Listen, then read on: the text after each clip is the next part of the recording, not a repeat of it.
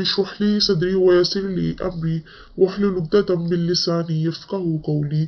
آج ہم نے دوسرے پارے کا آدھا نصف حصہ دیکھنا ہے، جس کے اندر سب سے پہلے بات کی گئی ہے اللہ تعالیٰ نے متکبر شخص کے بارے میں بات کی ہے، یعنی وہ شخص کے جو تکبر کرتا ہے۔ ایسے شخص کے بارے میں رسول اللہ صلی اللہ علیہ وآلہ وسلم نے فرمایا کہ اللہ کے سامنے جنت اور دوزخ میں جھگڑا ہوا۔ جنت کہنے لگی، پروردگار، میرا تو حال یہ ہے کہ مجھ میں تو وہی لوگ آ رہے ہیں جو دنیا میں ناتوا تھے، یعنی حقیر تھے، اور دوزخ کہنے لگی، مجھ میں تو وہ لوگ آ رہے ہیں جو دنیا میں متکبر تھے۔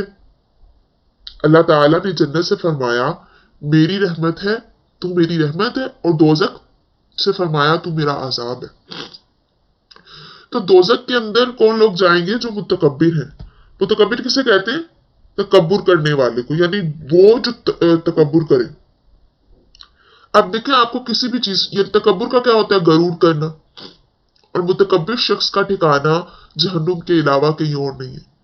اللہ تعالیٰ نے قرآن کے اندر جو ہے وہ اس کے بارے میں بتایا ہے، اور رسول اللہ صلی اللہ علیہ وآلہ وسلم نے فرمایا جس شخص کے دل میں رائی کے دانے کے برابر بھی، دیکھیں رائی کا دانہ بہت چھوٹا سا ہوتا ہے، اس دانے کے برابر بھی اگر کسی کے دل کے اندر تکبر آتا ہے وہ جنت میں نہیں جائے گا۔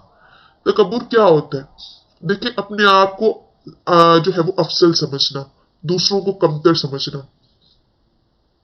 اور لوگوں کو اچھی بات اور صحیح بات کہنے سے روکنا۔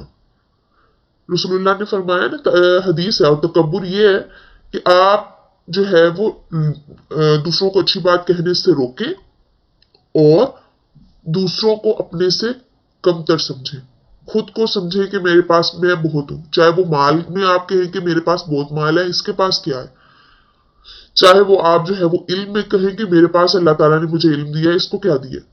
تو تکبر کسی بھی چیز لحاظ سے ہے وہ برا ہے۔ تو تکبر کرنے والے شخص کا ٹھکانہ جہنم کے علاوہ کوئی اور نہیں ہو سکتا۔ ٹھیک ہے، پھر اس کے بعد آگے جو اللہ تعالیٰ نے بات کی، اللہ تعالیٰ نے کہا اے ایمان والو پورے کے پورے اسلام میں داخل ہو جاؤ۔ اب دیکھیں پورے کے پورے اسلام میں داخل ہونے کو کہا ہے، یعنی کس طرح سے؟ ایسا نہیں ہے کہ کچھ تھوڑی سی چیز آپ جو ہے وہ اسلام کی مان لیں گے اور تھوڑی سی آپ جو ہے وہ اپنی مان لیں گے۔ ہم نے پہلے دن بھی یہ بات پڑھی تھی اور دوسرے دن بھی، اور آج پھر ہم یہ بات پڑھ رہے ہیں کہ آپ اپنی مرضی نہیں کر سکتے۔ آپ ایسا نہیں کر سکتے کہ تھوڑی سی چیز آپ اپنی کر لیں اور تھوڑی سی آپ اللہ کی مان لیں۔ داخل ہونا ہے تو پورے کے پورے داخل ہونا ہے، ہر لحاظ سے اللہ کے تابع ہونا ہے۔ آپ کے خیالات، آپ کے نظریات، آپ کے طریقے، آپ کا علم، کاروبار، آپ کی سوچ، ہر چیز جو ہے وہ کس کے مطابق ہو جانی چاہیے؟ اللہ تعالیٰ کے مطابق، اللہ کے حکم کے مطابق، اللہ کے احکامات کے مطابق۔ اور جب ایسا نہیں ہوتا تو پھر کیا ہے؟ پھر یہ ہے کہ آپ پورے کے پورے اسلام میں داخل جو ہیں وہ نہیں ہوئے۔ ٹھیک ہے، تو اسلام میں اگر داخل ہونا ہے تو پھر پورے کے پورے داخل ہونا ہے، آدھے ادھورے داخل نہیں ہونا کہ تھوڑی سی بات اللہ تعالیٰ کی مان لی اور تھوڑی سی اپنی منوا لی، ایسا نہیں چلے گا۔ پھر اللہ تعالیٰ نے مزید آگے جو ہے وہ آگے رکوع نمبر ہمارے پاس 26 شروع ہوتا ہے، جس میں اللہ تعالیٰ کہتے ہیں کہ بنی اسرائیل سے پوچھو ہم نے انہیں کتنی واضح نشانیاں دی، اور جو شخص اللہ کی نعمت کو بدل دے اس کے بعد کہ اس کے پاس آ چکی ہو ہدایت، تو یقیناً اللہ بہت سخت سزا دینے والا ہے۔ اب دیکھیں اگر آپ کے پاس ہدایت آ گئی، ہم لوگ کے پاس کیا ہے؟ قرآن کی صورت میں ہدایت ہے، رحمت ہے۔ اب ہمارے پاس ہدایت آ چکی ہے، اور اب ہم کیا کریں؟ ہدایت کے آ جانے کے بعد جو ہے وہ عمل نہ کریں تو ہم پھر اللہ کے سزا کے مستحق ہوں گے۔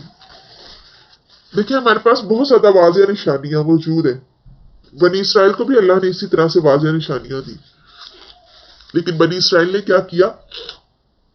بنی اسرائیل نے اللہ تعالیٰ کی ہر نعمت کا انکار کیا، ٹھیک ہے، اور اس کو جو ہے وہ بدلنے کی کوشش ہی کی۔ تو اب یہاں پر اللہ تعالیٰ نے کہا کہ پھر اس شخص کے لیے بہت زیادہ سخت عذاب ہے کہ جو واضح نشانیاں دیکھنے کے باوجود ایمان نہیں لاتا۔ ہدایت اس کے پاس آ گئی ہے لیکن وہ ہدایت پر یقین نہیں کرتا۔ اب دیکھیں دنیا کی جو زندگی ہے وہ کافر کے لیے بڑی خوبصورت ہے۔ اللہ تعالیٰ نے دنیا کی زندگی کو کافر کے لیے زینت کا سامان بنایا، خوشگوار بنایا، خوبصورت بنایا۔ یعنی اس کے لیے سب کچھ کیا ہے؟ دنیا۔ اس نے انجوائے کرنا ہے، دنیا میں کرنا ہے، جینا ہے اس نے دنیا میں جینا ہے، محنت کرنی ہے تو دنیا کے لیے کرنی ہے، کامیابی حاصل کرنی ہے تو دنیا کے لیے کرنی ہے۔ اس کا سارا دار و مدار جو ہے وہ دنیا پر منحصر ہے۔ وہ دنیا کو ہی دیکھ کے اپنے ٹارگٹ سیٹ کر رہا ہے، اس کے گولز جو ہیں وہ بھی دنیا کے لیے ہی ہیں۔ تو کافر کے لیے تو سب کچھ کیا ہے؟ یہ دنیا ہی ہے۔ لیکن مومن کے لیے دنیا سب کچھ نہیں ہے۔ مومن کے لیے دنیا کی زندگی مشکل ہے، آسان نہیں۔ یہ جو زندگی ہے یہ مومن کے لیے امتحان ہے اور مومن کو اس میں کامیاب ہونا ہے۔ لیکن کافر کے لیے کوئی امتحان نہیں ہے، ٹھیک ہے، لیکن مومن کے لیے امتحان ہے۔ کیونکہ امتحان تو تبھی ہوگا نا جب انسان دعویٰ کرے گا کہ وہ مومن ہے۔ تو اللہ تعالیٰ کہتے ہیں کیا خیال ہے ایسے ہی داخل کر دیے جاؤ گے جنت میں؟ کوئی حساب، کوئی آزمائش، کوئی امتحان، کچھ نہیں ہوگا۔ تو اللہ تعالیٰ نے آیت نمبر 214 میں بھی یہ کہا کہ کیا گمان کیا ہے تم نے کہ تم جنت میں داخل ہو جاؤ گے یوں ہی، حالانکہ ابھی تک تم پر ان لوگوں جیسے حالات نہیں آئے جو تم سے پہلے تھے۔ انہیں تنگی اور تکلیف پہنچی، سخت حالات آئے، یہاں تک کہ وہ رسول اور جو لوگ اس کے ساتھ ایمان لائے تھے کہہ اٹھے اللہ کی مدد کب آئے گی؟ سن لو بے شک اللہ کی مدد قریب ہے۔ یعنی یہاں پر جو بات کی گئی ہے وہ کیا ہے کہ رسول اور رسول کے ساتھ جو لوگ ہیں، یہاں پر بات کن کی ہو رہی ہے؟ رسول کے ساتھ کون لوگ ہوتے ہیں؟ کوئی آنسر دینا چاہے گا؟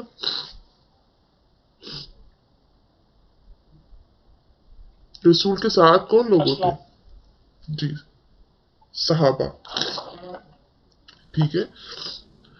تو رسول کے ساتھ تو صحابہ، اب وہ کہہ اٹھے یعنی اتنی سخت آزمائش، تکلیف، تنگی کے حالات آئے کہ کہہ اٹھے کہ اللہ کی مدد کب آئے گی؟ تو اللہ تعالیٰ کہتے ہیں کہ جب ان پر اس طرح کے حالات آئے، تنگی آئیں، تکلیفیں آئیں، مصیبتیں آئیں، تو اللہ تعالیٰ کہتے ہیں کہ کیا خیال ہے تم ایسے ہی کہو گے کہ میں مومن ہوں اور میں ایمان رکھتا ہوں تو جنت میں داخل کر دیے جاؤ گے؟ حالانکہ ان لوگوں کا ایمان ہمارے ایمان سے کئی گنا زیادہ تھا۔ اللہ نے ان سے بھی امتحان لیا اور اللہ ہم سے بھی امتحان لے گا۔ لازمی یہ یاد رکھیں، آزمائش جو ہے وہ لازمی ہے، ہو کر رہے گی۔ تو آزمائش تو جو ہے وہ ہونی ہی ہونی ہے ہر مومن کی۔ تو اگر میں اور آپ پریشان ہو جائیں گے آزمائشوں سے اور کہیں گے کہ میرے ساتھ ہی کیوں ہو رہا ہے، یہ میرے ساتھ ہی ہمیشہ ہوتا ہے، میں تو نہیں ایسا کرتی، لیکن جو ہے وہ مشکل مجھ پر ہی آ رہی ہے، میری تو اللہ تعالیٰ سن ہی نہیں رہے، میری دعا نہیں قبول کر رہے، تو یہ سب غلط باتیں، کیونکہ اللہ تو خود کہہ رہے ہیں کہ میں نے تو آزمانا ہے۔ تو یا تو اگر ہم مومن ہونے کا دعویٰ نہ کریں، اور اگر ہم دعویٰ کرتے ہیں کہ ہم مومن ہیں تو پھر ہمیں اللہ کی آزمائش پر صبر کرنا چاہیے، کیونکہ وہ آزمائش دراصل ہمارے جو ایمان ہے اور اللہ کے ہاں جو درجہ ہے اس کو بڑھا رہی ہے۔ اللہ کے ہاں بھی تو ہمارا ایک درجہ ہے نا۔ اور بعض اوقات اللہ تعالیٰ کہتے ہیں کہ ایک شخص کو اللہ ایک مقام پر پہنچانا چاہتا ہے، اس کا مقام اونچا کرنا چاہتا ہے، لیکن وہ شخص اپنے اعمال کی بنیاد پر نہیں پہنچ پا رہا، وہاں پر نہیں جا پا رہا وہاں پر۔ تو پھر کیا ہوتا ہے کہ اللہ تعالیٰ اس پر مصیبت ڈالتے ہیں، اس پر آزمائش ڈالتے ہیں۔ پھر اگر وہ اس آزمائش کو، اس مصیبت کو برداشت کر جاتا ہے تو وہ اس مقام کو پا لیتا ہے جو مقام اللہ تعالیٰ اس کو دینا چاہتے ہیں۔ لیکن اگر وہ اس میں ناشکری کرتا ہے اور بے صبری دکھاتا ہے تو پھر وہ اس مقام سے بھی گر جاتا ہے جس مقام پر وہ ہوتا ہے۔ تو ہمیں کیا کرنا ہے؟ کوئی مصیبت آتی ہے، پریشانی آتی ہے، دکھ آتا ہے، تکلیف آتا ہے، ٹھیک ہے، درد پہنچتا ہے انسان کو اور پہنچے گا، انسان ایسا نہیں ہو سکتا کہ نہ پہنچے، لیکن اس میں ہمیں کیا کرنا ہے؟ ہمیں اس میں صبر جو ہے وہ کرنا ہے اور یہ خیال کرنا ہے کہ اللہ تعالیٰ نے میں مومن ہوں، میں نے دعویٰ کیا ہے تو آزمائش تو مجھ پر آئے گی۔ پھر اس کے بعد دیکھیں دنیا کا جو رزق ہے وہ کامیابی کا معیار نہیں ہے۔ हमारे यहाँ कामयाबी का म्यार क्या है? हम लोग क्या सोचते हैं? अक्सर सोचते हैं ना, देखें जब मेरे पास इतने पैसे आ जाएंगे तो मैं कामयाब हूँ, या हम अक्सर कहते हैं और आपस में करते हैं, नहीं अभी मैं पढ़ रही हूँ, मैं इतनी ये डिग्री हासिल कर लूंगी तो मैं कामयाब हो गई, मेरे पास इतने पैसे आ गए तो मैं कामयाब हो गई, मेरे पास जो है वो मेरी ये जॉब लग गई तो मैं कामयाब होगी, और मेरी तो ये आइडियल जॉब है, और मेरा तो ये ख्वाब है और ये ड्रीम है। आपने वो एक गोल सेट कर लिया, और सोसाइटी का गोल क्या है? वो किस चीज के इर्द गिर्द घूमती है? पैसा, ठीक है, और उसके बाद तालीम, दुनियावी तालीम, दीन की नहीं। पैसा और दुनियावी तालीम है तो आप कामयाब हैं लोगों की नजरों में। अगर आपके पास पैसा नहीं है, दुनियावी तालीम नहीं है, चाहे आप जितने मर्जी अच्छे बन जाएं, लोगों की नजरों में कोई अहमियत नहीं। ये हमारे कामयाबी के मेयार है। तो हर एक के मुताबिक कामयाबी का मेयार मुख्तलिफ है। किसी के लिए शोहरत ही सब कुछ है, किसी के लिए पैसा सब कुछ है, किसी के लिए जो है वो दौलत और जो है वो इज्जत सब कुछ है, किसी के लिए कुछ, यानी हर एक के लिए कामयाबी मुख्तलिफ है। लेकिन अल्लाह के लिए कामयाबी मुख्तलिफ है। अल्लाह ताला ने कामयाबी इन चीजों में नहीं रखी। कामयाबी का मेयार अल्लाह के यहाँ मुख्तलिफ, ठीक है। जहां पर अल्लाह ताला अल्फाज इस्तेमाल करते हैं कुरान में, उलाइका हुमुल मुफलिहून, कि यही लोग तो कामयाब है। और उसमें पहले अल्लाह ने जो चीज बयान की होती है, अल्लाह के नजदीक कामयाबी का मेयार वो होता है। कामयाबी क्या है? 5 वक्त की आपने नमाज पढ़ी, आप कुरान को समझ कर पढ़ रहे, अपनी जिंदगी में अमल कर रहे, अरे काम अल्लाह ताला के हुक्म के मुताबिक बजा ला रहे, ये है कामयाबी। कामयाबी वो है कि वो काम करना दुनिया में कि उन कामों के करने से आप अल्टीमेटली जन्नत को पा लें, ये है कामयाबी। उसके बाद अल्लाह ताला ने आगे इन्फाक के हवाले से जो है वो बात की। सहाबा ने जो है वो रसूलुल्लाह सल्लल्लाहु अलैहि वसल्लम से पूछा था कि कितना खर्च किया जाए। ये जो है वो सहाबा ने रसूलुल्लाह से पूछा था, तो जवाब मिला जरूरत से ज्यादा जितना भी है वो सारा खर्च कर दो। ठीक है, कि आपके पास जरूरत से ज्यादा जितना है वो सारा खर्च कर देंगे आप। ठीक है, अब जो बात है यहां पर जो मैं कर रही हूं कि माल, अब सदका और खैरात की यहाँ पे बात हो रही है, और फिर अल्लाह ताला ने बता भी दिया कुरान में कि किन किन के किस किस पर जो है वो खर्च किया जाए, यानी वालिदैन पर, रिश्तेदारों पर, यतीमों पर, मस्कीनों पर और मुसाफिरों पर, यानी इनमें खर्च किया जाए। तो आपकी जो माल है, आपका दौलत है, उसके सबसे पहले हकदार होते हैं आपके वालिदैन, और वालिदैन के बाद रिश्तेदार। रिश्तेदार में वो रिश्तेदार जो गरीब है, ठीक है, और वो ज्यादा हकदार है। एक तो वो रिश्तेदारी के निस्बत से, और दूसरा वो जो है वो मुहताज है इस निस्बत से। तो हम क्या करते हैं, हम सदका और खैरात करते हैं दुनिया में, बाहर लोगों में, और अपने करीब के जो रिश्ते हमारे मुतासिर हो रहे होते हैं हमें उनका ख्याल नहीं होता। तो हालांकि होना क्या होता है, हमें करना क्या होता है कि सबसे पहले अपने नजदीक देखना चाहिए। तरीका भी यही है कि सबसे पहले अपने नजदीक देखें और उसके बाद फिर आप जो है वो बाहर दें। आपके नजदीक आपके करीबी रिश्ते अगर आपके महफूज हैं और उनको जरूरत नहीं है, फिर आप बाहर दें। लेकिन हमारे यहाँ उल्टा ही सिस्टम चलता है, अपने चाहे सफर कर रहे हैं, जो मर्जी कर रहे हैं, रिश्तेदार हैं, गरीब हैं, नहीं देंगे, बाहर देंगे। तो ये गलत है। सबसे पहले उन लोगों को जो आपके करीब हैं, जिनको आप जानते हैं, जो आपके रिश्तेदार हैं, उनको दें अगर उनमें कोई है, फिर आप किसी को दें। तो ये अल्लाह ताला ने कुछ रिश्ते बताए, कुछ लोग बताए जिस पर आप खर्च कर सकते हैं, और कितना खर्च कर सकते हैं वो भी अल्लाह ताला ने बताया। उसके बाद अल्लाह ताला ने जिहाद की बात की। रसूलुल्लाह सल्लल्लाहु अलैहि वसल्लम ने फरमाया कि जो शख्स इस हाल में मर जाए कि इसने न जंग की, न अपने नफ्स के साथ जंग की बात की, तो वो निफाक की एक शाख पर मरेगा। और निफाक हम लोगों ने देखा था पहले दिन क्या होता है, एक मर्ज है कि मुनाफकत आने के लिए, मुनाफिक बनने के लिए स्टेप है निफाक। ये हमने पहले दिन देखा था। और जो शख्स इस हाल में मर जाता है कि उसने कभी जंग नहीं की और कभी उसके दिल में जंग का ख्याल भी पैदा नहीं हुआ, कभी उसने अज़म ही नहीं किया दिल में, और ना ही कभी उसने अपने नफ्स के साथ जो है वो जंग की, तो वो निफाक पर मर गया, निफाक की एक शाख पर। मैंने देखी आज के समय की उम्र सारी अपने अंदर जा रही है, बड़ी समझी जा रही है। अभी हो गया चलिए, अभी मैंने तो कोई देर उसको बाप में रहना, ठीक है, आप नहीं कर रहे। तो इस तरह से तो अभी अगर हमारे दिल में कभी जिहाद का ख्याल नहीं आया और हमें नहीं लगा कभी कि हमें जो है वो जिहाद करना चाहिए, तो हम अभी अज़म कर सकते हैं, ठीक है, दिल में इरादा कर सकते हैं। अल्लाह ताला अगर कभी दीन के लिए, दीन की खिदमत के लिए अगर हमें कभी तलब करना चाहेगा तो हम जरूर जाएंगे। और हमें अपने नफ्स के साथ भी जिहाद करना है। जिहाद यही नहीं हम मैदान जंग में उतर जाएं और तलवारें लेकर और गन्स लेकर और बस यही जिहाद है। हमने जिहाद, दरअसल जब हम जिहाद का नाम आता है तो लोगों के जहनों में सिर्फ यही बात आती है कि आप मैदान जंग में उतरे हैं और गन्स लिए हैं और आप लोगों को मार रहे हैं। जिहाद ये नहीं है।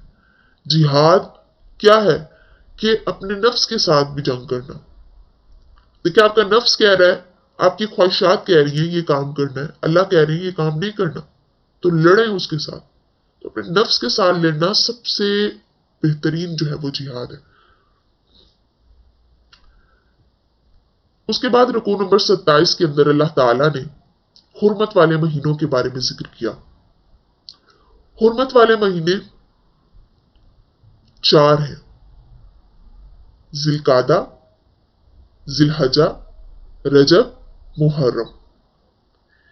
ये 4 महीने हुर्मत वाले महीने।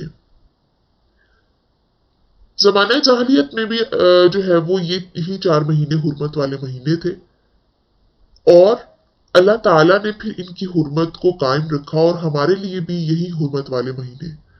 हुर्मत वाले महीने का मतलब क्या होता है? इसके अंदर आप लड़ाई नहीं कर सकते, इसके अंदर आप जो है वो कत्लो गारत नहीं कर सकते, गालम गलोच नहीं कर सकते, किसी को बुरा भला नहीं कह सकते। यानी इसकी हुर्मत का ख्याल रखना है। यानी हराम कर दिया गया हम पर जो आम दिनों में जो करते हैं कि लड़ाई कर रहे हैं, झगड़ा कर रहे हैं, फसाद कर रहे हैं, ये सब चीजें मना कर दी। गालम गलोच है, सब मना कर दिया। चुगली, दुख देना, किसी को तकलीफ देना, नुकसान पहुंचाना, हुर्मत वाले महीने में हर चीज मना।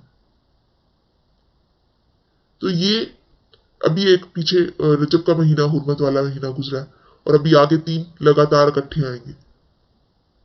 तो इन महीनों के अंदर जो है वो लड़ाई करना और ये सब चीजें बहुत बड़ा गुनाह है। ना सिर्फ ज़माने जाहिलियत में, बल्कि अब भी अल्लाह ताला ने इसकी हुर्मत को रखा है कायम, और हमारे लिए भी इसकी हुर्मत है कि हमने इनका ख्याल रखना है, इनके तकद्दुस, इन महीनों का एहतराम करना है, इन महीनों की जो तकद्दुस है उसको पामाल नहीं करना। फिर उसके बाद अल्लाह ताला ने शराब और जुए के हवाले से बात की। शराब के बारे में कुरान मजीद में 3 जगह पर ऐलान हुआ है। सबसे पहले अल्लाह ताला ने सूरह बकरा के अंदर जिक्र किया, फिर उसके बाद सूरत निसा के अंदर आएगा, फिर उसके बाद सूरह माइदा के अंदर आएगा।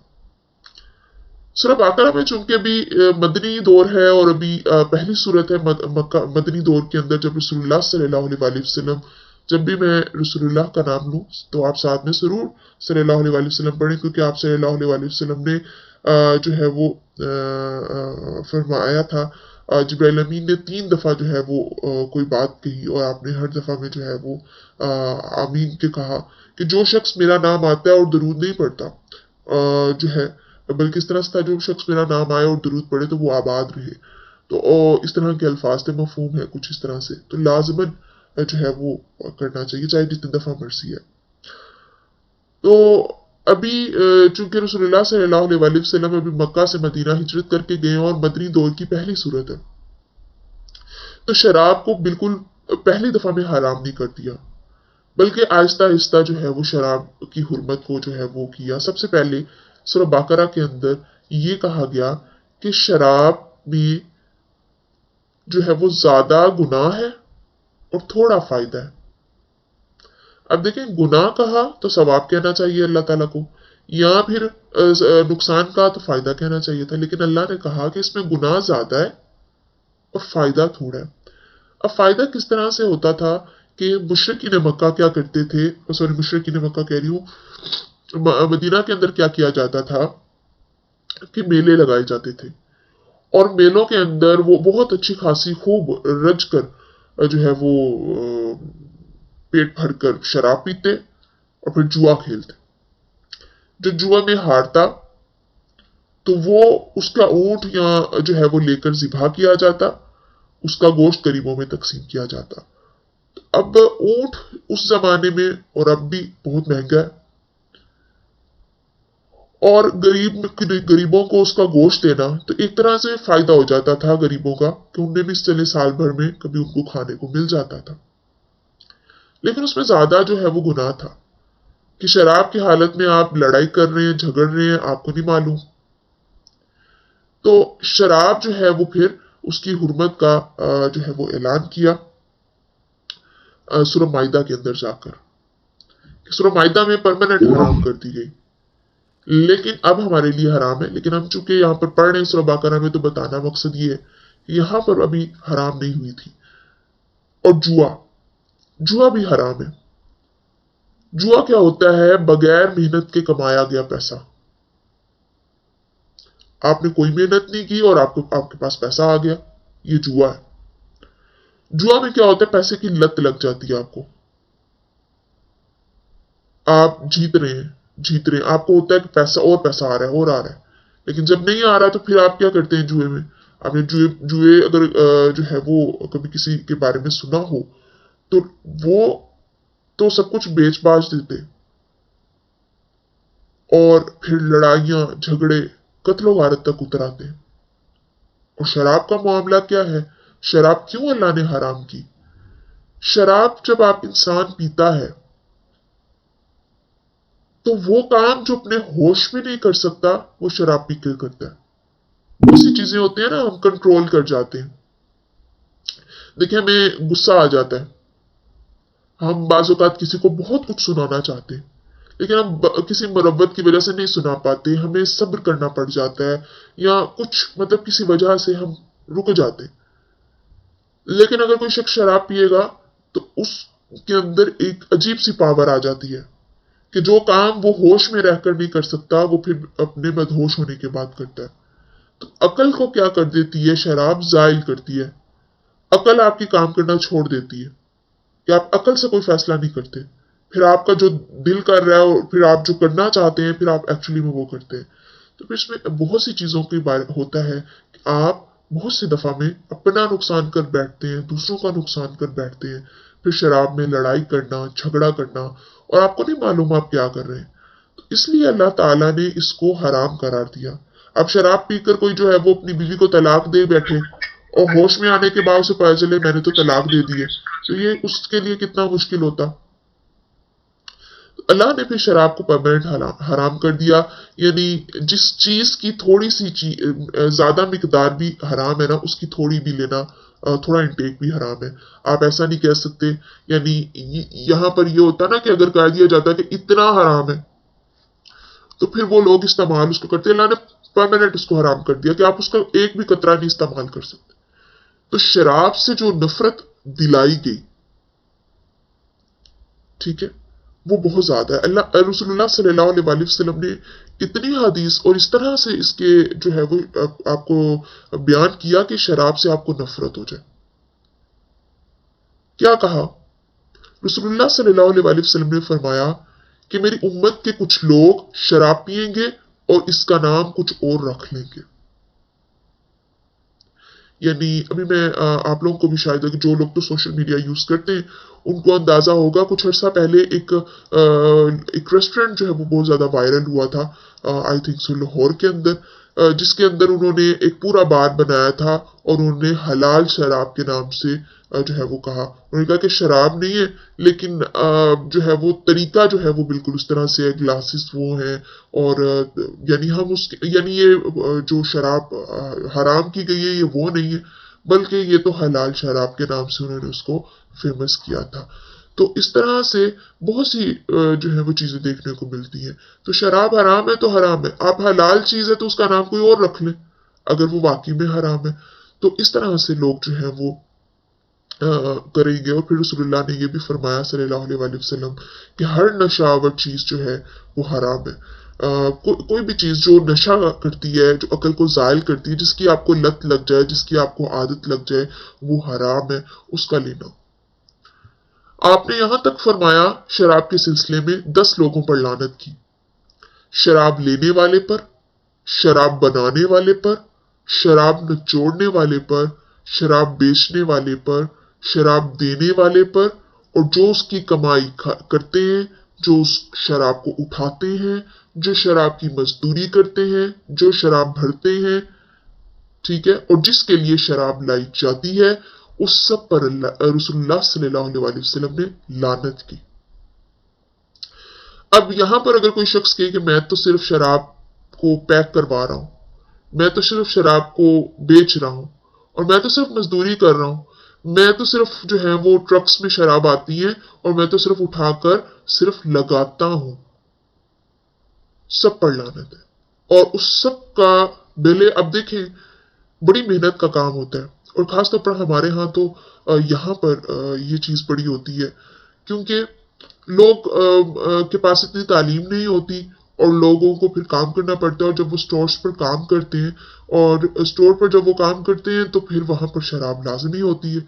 अब जब शराब होती है तो वो क्या करते हैं कि अब पी तो नहीं रहे, लेकिन देखिए 18-18 घंटे, 12-12 घंटे, 16-16 घंटे वो काम करते हैं, और काम करने के बाद अब वो काम क्या कर रहे हैं, सिर्फ पैकिंग उठाकर सिर्फ दुकान के अंदर लगाते हैं।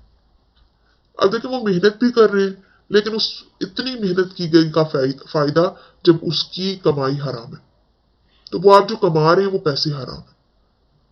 तो इससे जुड़े मुंसलिक हर चीज, जो चीज हराम है उससे कमाया गया पैसा हराम है।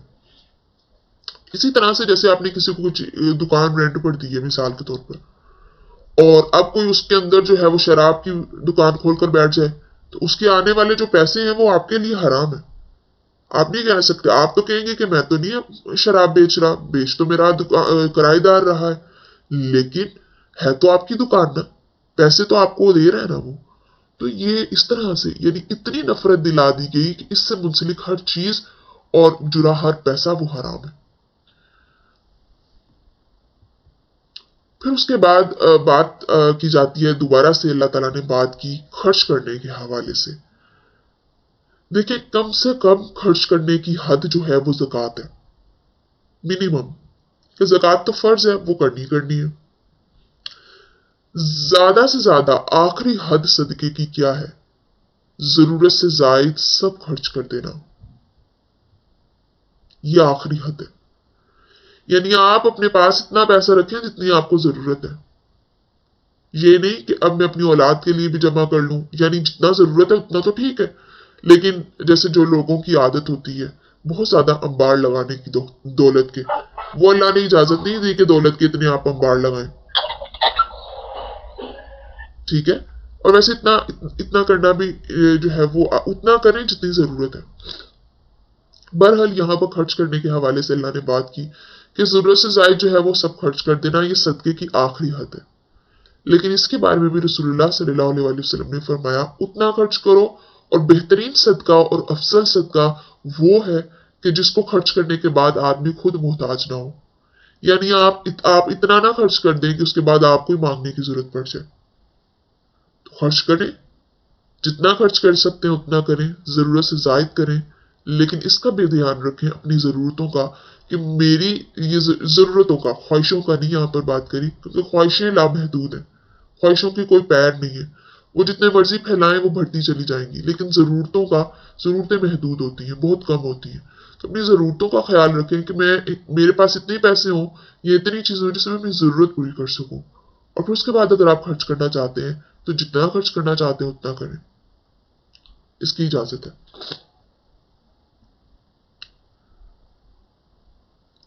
ठीक है। और रसूलुल्लाह सल्लल्लाहु अलैहि वसल्लम ने यह भी फरमाया कि बेहतरीन सदका कौन सा है? एक तो वो कि जिसके बाद इंसान खुद मोहताज ना हो, और दूसरा वो कि जो खुशी के साथ अपने घर वालों पर खर्च करें। तो ये मर्दों के लिए स्पेशली कि बेहतरीन सदका ये भी उनके लिए सदका ये जो वो करते हैं, अपनी औलाद पर, अपनी बीवी पर, अपने माँ बाप पर दिल खोल कर खर्च करना, बहन भाइयों पर भी। ठीक है। तो लेकिन प्रायोरिटी क्या है? माँ बाप, औलाद, बीवी, बच्चे। अब जब वो पूरे हो जाएंगे तो फिर अपने बहन भाई। ठीक है। उसके बाद फिर बाकी फिर बाहर जाएंगे रिश्तेदार, दूसरे रिश्तेदारों की तरफ। तो बेहतरीन सदका है। ठीक है। तो खुद भी इसकी करना चाहिए, और बल्कि अगर किसी के शोहर को या इस चीज का ख्याल नहीं होता है तो उनको इस चीज की तरफ जो है वो ख्याल मतवज्जो करना चाहिए। ठीक है। हाँ, लेकिन औरतें जरा दरअसल कम ही ये चीज वैसे करती हैं, जहां तक मैंने देखा है। खर्च करने के हवाले से बीवी अपने पर खर्च करें, बच्चों पर खर्च करें, लेकिन थोड़ा सा अगर शोहर अपने माँ बाप या घर वालों पर थोड़ा खर्च करेगा तो वो थोड़ा महसूस होता है। हमारे मुआशरे का ये अलमिया है, शायद किसी को बात बुरी लगे लेकिन ये है, बर्दाश्त नहीं होता। तो बहरहाल मियाँ बीवी एक दूसरे का लिबास होते हैं। खुद भी नेकी करनी चाहिए अपने और अपने शोहर को भी इसकी तरकीब देनी चाहिए, अगर जिन शोहरों को इस तरफ तवज्जो नहीं होती है। उसके बाद आगे अल्लाह ताला ने बात की यतीम के हवाले से कि यतीम होता कौन है? वो कि जिसका बाप फोत हो जाए, वो यतीम है। जिसका वालिद फोत हो जाएगा वो यतीम है। ठीक है। और यतीम, अब ये नहीं है कि आप 40 साल के और आपके वालिद फोत हो गए तो आप यतीम है। सही यतीमी का जो हकदार होता है वो है जो वो बच्चा कि जो भी नाबालिग है, बालिग नहीं है, और उसका बाप फोत हो जाए। यतीमी का जो सही हकदार है और जिसकी परवरिश और तरबियत और इस्लाह की जो जरूरत होती है वो उस यतीम के बारे में कहा गया है। ठीक है ना। तो अब उस यतीम के हवाले से सहाबा ने पूछा तो सहाबा को जवाब मिला कि उनका ख्याल रखो। देखिए यतीम के मामला जो है ना ये बड़ा सख्त मामला है। बहुत से लोगों की पकड़ इस वजह से भी अल्लाह के यहाँ होगी। जो यतीम होते हैं ना, हम उनको बहुत कुछ कहते हैं, वो कुछ भी है ना उसको उसको उसकी इस्लाह करें, उसको समझाएं, उसकी तरबियत करें और उससे प्यार से बात करें। यहां तक रसूलुल्लाह, देखिए हमारा दीन बड़ा खूबसूरत है और रसूलुल्लाह सल्लल्लाहु अलैहि वसल्लम ने हमें बड़ी खूबसूरत चीजें सिखाई। और आप सल्लल्लाहु अलैहि वसल्लम के पास एक सहाबी आए थे, अगर मैं गलत नहीं हूं तो मफहूम हो, लेकिन वाकया मुझे थोड़ा याद है। तो उनका बेटा नहीं मिल रहा था, तो उन्हें बताया गया कि वहां पर आपका बेटा है, लेकिन उन्हें ये कहा था कि जब आप मिले अपने बेटे से तो बेटा कहकर ना पुकारिएगा, और जो है वो उसको अपने पास बुलाइएगा और फिर प्यार कीजिएगा। बच्चों की भीड़ में प्यार नहीं कीजिएगा। हो सकता है वहां पर कोई यतीम बच्चा हो तो उसका दिल जो है वो दुखेगा, दिल में आएगा जब आप उससे अपने बेटे से प्यार करेंगे, उसे अपने बाप की याद आएगी। तो यहां तक हमें दीन तबलीग करता है, यहां तक हमें दीन सिखाता है। देखिए प्यार का इजहार करना चाहिए। अगर आप देखते हैं आपके सामने कोई यतीम बच्चा है तो अपने बच्चे को बहुत प्यार ना करें, बल्कि उस बच्चे को करें। अपने बच्चे को बेशक डांट दें, ताकि आपके उस प्यार की वजह से, आप तो प्यार कर रहे हैं, आप उसको नहीं दिखा रहे, आप तो अपने बच्चे को प्यार कर रहे हैं, लेकिन उस बच्चे के दिल के अंदर ये ख्याल आएगा कि आज मेरा बाप होता तो मुझसे प्यार करता। इसी तरह से मिसाल के तौर पर बीवी है या शोहर है, एक दूसरे से प्यार करना, इजहार करना सुन्नत है, अच्छा है। आप दूसरों के सामने भी कर सकते हैं इजहार। लेकिन अब आप देखते हैं कि आपके इर्द गिर्द कोई मौजूद है जिसका शोहर नहीं है या उसके पास नहीं है, तो आप उस तरह से खुलम खुला इजहार उस तरह से नहीं कर सकते, क्योंकि किसी ये भी दिल आजारी है। تو اسلام دیکھیں کتنا ہمیں چھوٹی ان چیزوں میں ہمیں خیال رکھتا ہے اور ہمیں سکھاتا ہے کہ ہمیں کس طرح سے رہنا ہے، کس طرح سے کرنا ہے.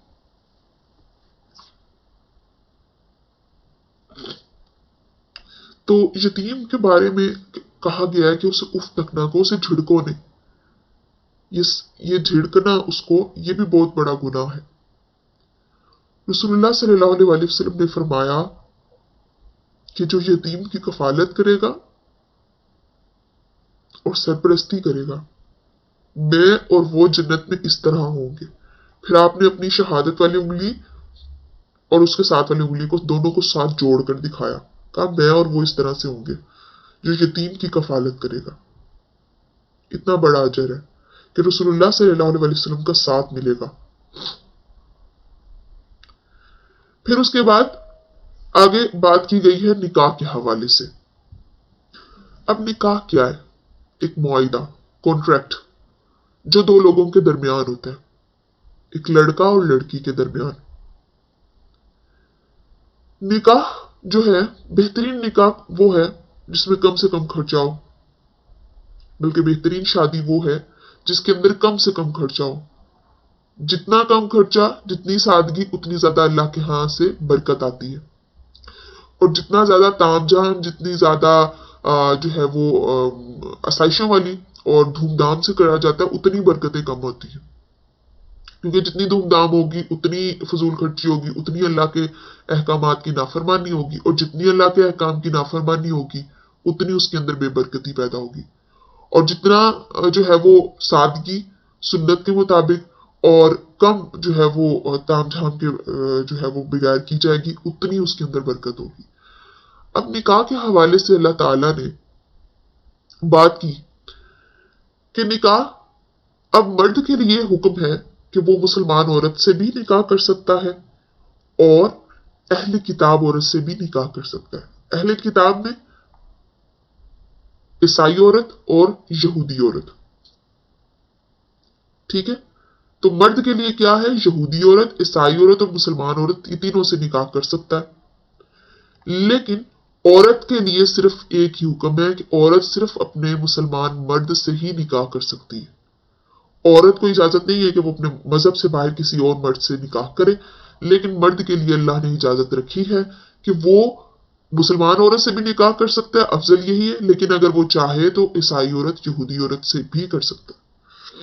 لیکن آج کے دور میں علماء اس چیز پر، چونکہ اللہ کا حکم ہے، اجازت ہے، کر سکتا ہے، لیکن سجیشن یہی ہوتا ہے کہ نہیں کرنا چاہیے، کیونکہ آج کل کے جو یہودی اور جو عیسائی ہیں وہ اپنے دین پر قائم نہیں ہیں.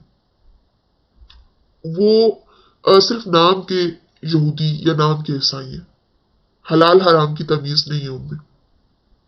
کیونکہ اہل کتاب کے لیے حکم تو وہی ہے نا جو ہمارے لیے ہیں، کچھ حکم تو وہی ہیں، لیکن چونکہ انہوں نے کتابیں بدل دی، پھر اب فالو نہیں کرتے ویسے، تو اس لیے.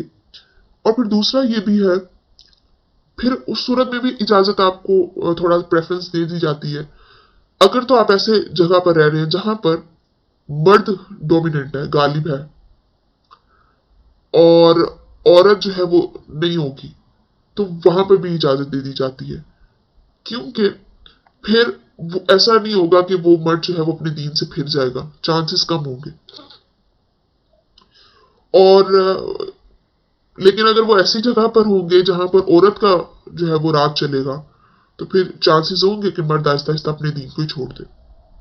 تو بہت سے پہلو ہیں، لیکن بہرحال اسلام اجازت دیتا ہے کہ آپ عیسائی عورت اور یہودی عورت سے نکاح کر سکتے ہیں، اور بعد میں ان کو پھر آہستہ آہستہ اپنے اسلام کی طرف تبلیغ بھی دیں. آگے ہے رکوع نمبر 28، جس کے اندر بات کی گئی ہے حیض کے بارے میں. پیریڈز، جسے ہم ماہواری، حیض، یہ سارے لفظ بولتے ہیں. اللہ تعالیٰ نے بتایا کہ یہ لوگ، صحابہ نے پوچھا حیض کے بارے میں، تو کہا گیا کہ کہہ دیجئے کہ حیض ایک گندگی ہے، ایک تکلیف ہے. تو ہمیں پیریڈز کے اندر کتنی تکلیف ہوتی ہے، کتنا درد ہوتا ہے، اور پھر گندگی بھی ہوتی ہے، ظاہر سی بات ہے، بلڈ ہے، اس کے اندر بیکٹیریاز ہیں اور اس میں جراثیم موجود ہیں. اب حیض کی جو مدت ہوتی ہے زیادہ سے زیادہ 10 دن اور کم سے کم 3 دن. देखिए अगर किसी को 3 दिन से कम हैज आता है, 2 दिन में आकर खत्म हो गया, 2.5 दिन में आकर खत्म हो गया, 1 दिन में आकर खत्म हो गया, तो वो हैज नहीं है। और अगर किसी को 10 दिन से ज्यादा है आ रहा है, 11वें दिन भी आ गया, तो वो हैज नहीं है, वो एक बीमारी है, वो होता है इस्तिहाजा।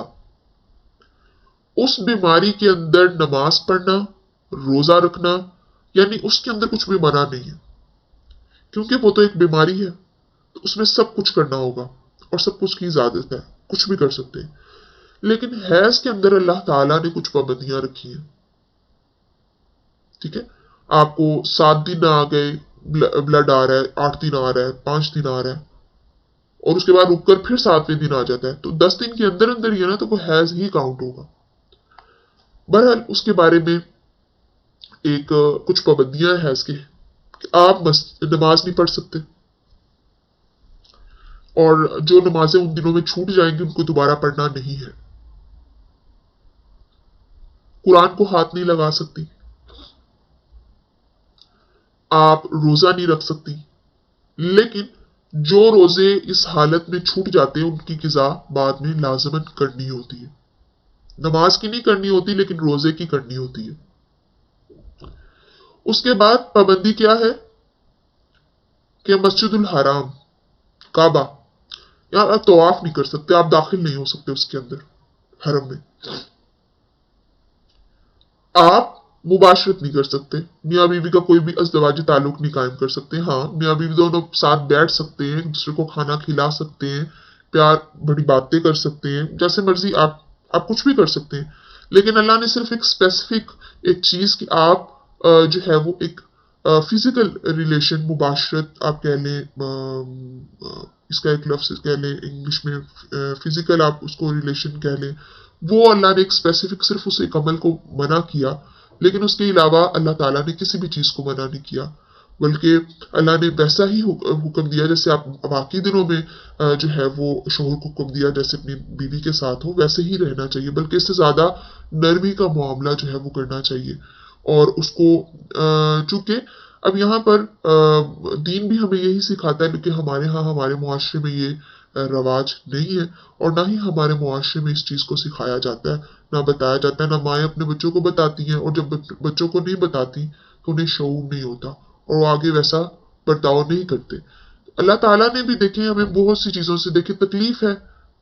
नमाज अल्लाह ताला कह सकते थे पढ़ लें, ठीक है, कुरान कह सकते थे उसको हाथ लगाएं, कह सकते थे अल्लाह ताला के रोजे भी रखें, लेकिन इन डेज में वीकनेस होती है, दर्द होता है, तकलीफ होता है। और दर्द इसके हवाले से जो रिसर्च है वो इतनी है कि हार्ट अटैक एक इंसान को आ जाए 3 से 4 दफा, मैं अगर गलत ना हूं, तो उतना दर्द उसके बराबर जो है वो या उससे ज्यादा दर्द जो है वो महसूस करती है। और फिर आप इमोशनली कमजोर होते हैं, आप कभी बैठे बैठे रोने लग जाते हैं, आप कभी बहुत हंसने लग जाते हैं, कभी आप बहुत ज्यादा जो है वो हिल नहीं पाते, दिल नहीं करता आपका, कभी आपका दिल करता है सारे काम कर लूं। तो मुख्तलिफ जो है वो मूड्स बदलते रहते हैं। तो जब अल्लाह ताला ने हमें रायत दी, अल्लाह ने हमें आसानी दी कि आप नमाज नहीं पढ़ें, आप रेस्ट करें, ठीक है, तो ये मामला घरों के अंदर भी होना चाहिए। ये मामला जो है वो ये जो है जाहिर सी बात है, इसका ख्याल अभी अगर बच्चों की शादी नहीं तो माएँ तो रखती हैं, लेकिन इसके साथ साथ जो है वो आगे भी ये एक तरकीब होनी चाहिए। बहरहाल हमारे यहाँ कोई सिखाता नहीं है, ना कोई पता होता है, तो वो बेचारी वैसे ही जो है वो लगी होती है, तकलीफ है, दर्द है, लेकिन उन्हें पता है कि हमने काम करना है। तो ये दीन हमें सिखाता है, और हमें हदीस में ये चीजें मिलती हैं कि जब अल्लाह ताला ने रुखसत दी है, अल्लाह ताला ने आराम दिया है, तो फिर मर्दों को भी चाहिए कि वो भी रायत दें। और उलेमा भी इस चीज को जो सही फहम रखते हैं वो इस चीज की तरकीब देते हैं कि फिर आपको जो है वो रायत देनी चाहिए, आपको भी रुखसत देनी चाहिए, आपको भी थोड़ा ख्याल रखना चाहिए, जितना आप आम दिनों में रखते हैं उससे एक्स्ट्रा। तो बहरहाल यहाँ पर कुछ पाबंदियां हैं जो अल्लाह ताला ने रखी है, आपको वो करनी है। लेकिन जब इस्तिहाजा है तो इसमें इनमें से कोई भी पाबंदी नहीं है, और आप जैसे मर्जी जो मर्जी कर सकते हैं, ठीक है। तो इस्तिहाजा में फिर कोई पाबंदी नहीं है, اور اسپیشلی یہاں پر پھر آپ مباشرت بھی کر سکتے ہیں, آپ روزہ بھی رکھ سکتے ہیں, آپ نے رکھ سکتے نہیں کرنا, مطلب روزہ تو رکھنا ہی رکھنا ہے, مباشرت کا آپشن ہے آپ کے خود کے ڈیپینڈ کرتا ہے, اور نماز وہ بھی پڑھنی ہے پھر لازمی, قرآن بھی آپ نے پڑھنا ہے, سارا کچھ کرنا ہے. اس کے بعد اللہ تعالیٰ نے بات کی کہ عورتیں تمہاری کھیتیاں ہیں, جہاں سے چاہو آؤ. اب جہاں سے چاہو کا یہاں پر مطلب جو ہے, جو اللہ تعالیٰ نے اس کو بیان کیا, تو اس کو بہت سے لوگ جو ہیں وہ غلط وے میں لیتے ہیں. ٹھیک ہے, اب چونکہ اللہ تعالیٰ نے دین میں یہ باتیں ہیں, ٹھیک ہے, تو ہمیں بھی سیکھنے کی ضرورت ہے. بعض اوقات لوگ ان چیزوں پر تھوڑی شرم اور محسوس کرتے ہیں. ایک ادب کا جو تھوڑا وہ رکھتے ہوئے ہمیں ان چیزوں کو سیکھنے کی ضرورت ہے, کیونکہ ہم کوئی نہیں سکھاتا, اور نہیں پتا اس کی وجہ سے بہت سے لوگ بہت سی چیزیں غلط کرتے ہیں اور حرام کام کر رہے ہوتے ہیں, گناہ کما رہے ہوتے ہیں. اب جب اللہ تعالیٰ نے ایک تو کھیتیاں جہاں سے چاہو تم آؤ, اللہ تعالیٰ نے یہ الفاظ استعمال کیے, تو جو ایک فطرت کا تقاضا ہے, جو ہر جاندار کی فطرت ہے. ٹھیک ہے, اب جہاں سے چاہو کا مطلب کیا ہے کہ اللہ تعالیٰ نے کیا کہا, جس جگہ سے خون آتا ہے, حیض کا, وہ جگہ. اس کے علاوہ اللہ تعالیٰ اور جگہ سے منع ہے. رسول اللہ صلی اللہ علیہ وسلم نے حدیث ہے, اس میں فرمایا, ترمذی کی حدیث ہے, آپ صلی اللہ علیہ وسلم نے جو ہے ایک صحابی آئے اور انہوں نے کہا کہ میں ہلاک ہو گیا. تو آپ صلی اللہ علیہ وسلم نے پوچھا کہ تجھے کس چیز نے ہلاک کیا؟ کہنے لگے کہ میں نے آج اپنی سواری پھیر لی. تو آپ صلی اللہ علیہ وسلم نے کوئی جواب نہیں دیا. پھر یہ آیت نازل ہوئی. تو پھر آپ صلی اللہ علیہ وسلم نے فرمایا کہ آگے سے صحبت کرو, پیچھے سے کرو, مگر دبر ہوتا ہے پکھانے والی جگہ, یا حالت حیض میں مباشرت نہ کرو. تو یہ دو میں منع آپ کو کیا کہ حالت حیض میں بھی آپ نہیں کر سکتے, اور آپ دبر یعنی پکھانے والی جگہ اس سے بھی نہیں کر سکتے. اس کے علاوہ اللہ تعالیٰ نے اور اجازت دی ہے. ٹھیک ہے, اس کے بعد آگے بات آتی ہے قسموں کا ذکر. قسموں کے حوالے سے اللہ تعالیٰ نے بات کی کہ اللہ کے نام کی جو قسمیں ہیں ان کو ڈھال نہ بناؤ. بعض اوقات کچھ لوگ ہوتے ہیں نا جنہیں قسم کھانے کا بڑا شوق ہوتا ہے, بات بات پر قسم کھاتے ہیں. ٹھیک ہے, اب اگر تو کسی کا کلام ہی ہے تو بلا ارادہ اگر کوئی قسم کھاتا ہے اس پر تو گرفت نہیں ہوگی, کہ جس کا تقیہ کلام یہ ہے. جیسے عرب لوگ ہوتے ہیں نا, تو ان کا بولنے کا جو طریقہ ہے یا ان کی زبان میں وہ لفظ ویسے ہی استعمال کرتے ہیں, واللہ کا لفظ استعمال کرتے ہیں, تو اس کا مطلب ہوتا ہے اللہ کی قسم. تو اب اگر وہ اس طرح کا لفظ جو ہے وہ استعمال کر رہے ہیں, اگر بلا ارادہ کر رہا ہے, تو پھر تو پکڑ نہیں ہے, پھر گرفت نہیں ہے. لیکن آپ سچے دل سے اگر کوئی قسم کھاتے ہیں پھر اس پر پکڑ ہے. پکڑ کس طرح سے؟ پھر آپ کو اس پر لازمی اس قسم کو فالو کرنا ہے, پھر اس قسم کو پورا کرنا ہے جو آپ نے قسم کھائی ہے. لیکن اگر آپ نے کوئی اچھا کام نہ کرنے کی قسم کھائی ہے, تو یہاں پر جو اللہ نے کہا نا کہ میرے نام کی قسم کو ڈھال نہ بناؤ, اس کا مطلب یہ ہے کہ ایسا نہ ہو آپ میرے نام کی قسم کو ڈھال بنا کر کسی اچھا کام کرنے سے رک جائیں اور برا کام کرتے چلے جائیں. تو میرا نام کو بدنام نہیں کرنا. اللہ کے نام کی قسم اللہ کے علاوہ کسی کی نہیں ہوتی, یہ بھی یاد رکھیں. بعض اوقات کہتے ہیں تمہیں اپنی مما کی قسم, تمہیں اپنے پاپا کی قسم, تمہیں فلاں کی قسم. اس قسم کی کوئی اہمیت نہیں ہے, کوئی حیثیت نہیں ہے. قسم صرف ایک, اور وہ اللہ کی, اور وہ بھی بلا ضرورت نہیں کھانی. آپ کو ضرورت پڑی ہے پھر آپ قسم کھائیں, اور جب آپ ارادتاً سوچ کر قسم کھاتے ہیں پھر اس قسم کو پورا کریں.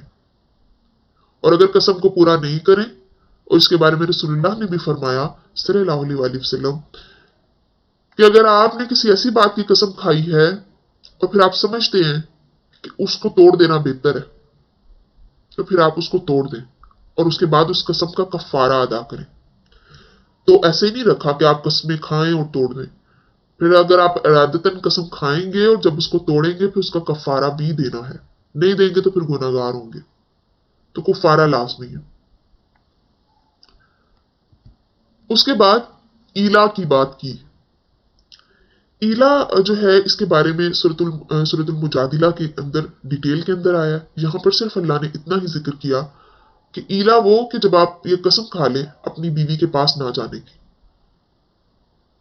ٹھیک ہے، کہ اپنی بیویوں سے تعلق میں نہیں رکھوں گا، اس کی آپ نے قسم کھا لی، اس کی مدت 4 ماہ ہے، ٹھیک ہے، 4 ماہ کے اندر اندر آپ قسم توڑ دیں گے تو پھر آپ کو کفارہ ادا کرنا پڑے گا، ٹھیک ہے۔ تو یہاں پر صرف اتنی ہی بات کی ہے۔ رکوع نمبر جو ہے وہ 29، طلاق۔ طلاق کے بارے میں بات کی ہے۔ اب طلاق کیا؟ نکاح ہم نے دیکھ لیا، 2 لوگوں کو جوڑتا ہے، طلاق 2 لوگوں کو علیحدہ کرتی ہے۔ طلاق کیا ہے؟ آزادی، وہ جو آپ نے ایک معاہدہ کیا تھا، جو آپ نے کانٹریکٹ کیا تھا 2 لوگوں نے، اب اس کو توڑنے کا وقت ہے، اب اس کو توڑنے کا نام طلاق ہے۔ طلاق کی جو عدت ہوتی ہے وہ 3 حیض ہے، کسی کو 3 حیض آئیں گے تو ہی اس کی عدت ختم ہوگی۔ اب حلال کام ہے یہ، لیکن اللہ کو تمام حلال کاموں میں سب سے ناپسندیدہ کام طلاق لگتا ہے۔ اللہ کا عرش جو ہے وہ بہت غضب میں آتا ہے جب کسی جگہ طلاق ہوتی ہے۔ سورۃ النساء کے اندر اس کو روکنے کے لیے اور اصلاح کے لیے پوری ایک اللہ نے فہرست بیان کی اور وہاں پر حکم دیا کس طرح سے آپ کو بیہیو کرنا ہے۔ لیکن یہاں پر اللہ تعالیٰ نے طلاق کے حوالے سے بات کی۔ اب طلاق کی عدت کیا ہے؟ 3 حیض۔ یہ عام عورت کے لیے ہے، لیکن اگر کوئی عورت حاملہ ہے، حمل ہے اس کو، ٹھیک ہے، اب اگر اس عورت کو حمل ہے تو اس کی عدت تب تک ہوگی جب تک کہ اس کا بچہ پیدا نہیں ہو جاتا۔ حاملہ عورت چاہے وہ بیوہ ہے یا چاہے وہ طلاق یافتہ ہے، تب تک اس کی عدت رہے گی جب تک کہ اس کا بچہ پیدا نہیں ہوتا۔ اب چاہے تو اس کا بچہ پیدا ہونے میں 9 مہینے لگ جائیں، چاہے اس کا بچہ پیدا ہونے میں 8 مہینے لگ جائیں، اور چاہے تو اس کا بچہ جو ہے وہ اسی وقت پیدا ہو جائے، یا چاہے تو اس کا بچہ 10 دن بعد پیدا ہو، اس کی عدت اتنی رہے گی جب تک اس کے بچے کی پیدائش نہیں ہوتی، چاہے وہ بیوہ ہے یا چاہے وہ طلاق یافتہ ہے۔ ادھر سے طلاق دی، 10 منٹ کے بعد بچہ پیدا ہو گیا، آپ کی عدت ختم۔ تو عدت کس سے جڑی ہے؟ بچے سے، ٹھیک ہے، جس ٹائم بچہ پیدا ہوگا تب آپ کی عدت ختم ہوگی۔ حاملہ کے لیے یہ رول ہے، لیکن ویسے عام عورت کے لیے جو طلاق یافتہ ہے اس کے لیے 3 حیض، 3 حیض تک اس کو انتظار کرنا ہے اور اس کے بعد اس کی عدت ختم ہوگی۔ اور یہاں پر یہ اللہ نے حکم دیا کہ اگر کوئی عورت کو طلاق ہو جاتی ہے اور وہ پریگننٹ ہے، حمل ہے اس کو، تو اس کو جھوٹ نہیں بولنا ہے۔ ہو سکتا ہے شوہر نے 1 طلاق دی تھی، ٹھیک ہے، یا 2 طلاق دی تھی، تو وہ اپنی بتا دے اپنے حمل کے بارے میں، تو شاید شوہر ارادہ بدل لے، شاید اس کو طلاق نہ ہو، یا پھر چونکہ جو اولاد ہے جو اس کا باپ ہے اسی کی ولدیت آنی چاہیے، تو ایسا نہیں کر سکتی کہ کسی اور کی ولدیت لکھوائے، ٹھیک ہے۔ تو یہ پھر جو ہے وہ اللہ تعالیٰ نے اس کو منع کیا گیا، یہ بھی ایک گناہ ہے جو عورتیں اکثر ضد میں آ کر جاتی ہیں تو بتاتی نہیں ہیں۔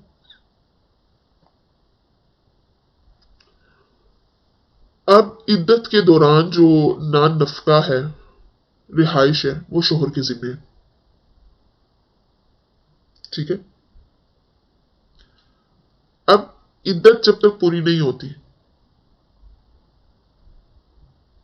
ٹھیک ہے، تب تک جو رہائش رہنا ہے، نان نفقہ، ہمارے معاشرے میں چونکہ یہ چیز نہیں ہوتی، بے رحمی سے نکالا جاتا ہے، ٹھیک ہے۔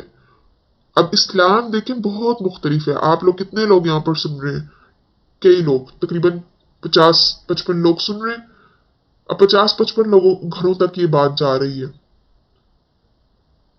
جو بھی ہم دین کی بات پڑھ رہے ہیں، ضروری ہے ہمیں کہ ہم ان پر امپلیمنٹ کریں، عمل کریں، نہ سن کر فائدہ نہیں ہے۔ اب ہمارے معاشرے میں کیا ہوتا ہے؟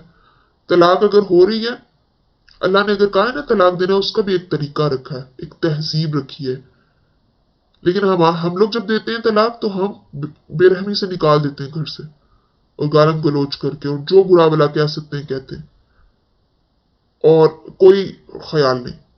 लेकिन शौहर की अल्लाह ने जिम्मेदारी रखी है कि वो ना नफके का ख्याल रखे, रिहाइश का बंदोबस्त करे जब तक कि इद्दत पूरी नहीं होती।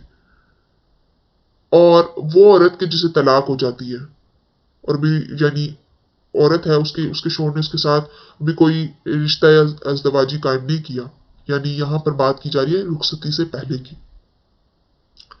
रुखसती के बाद भी अगर रिश्ता या अज़दवाज कायम किया है या नहीं किया, उससे किसी को कोई फर्क नहीं पड़ता।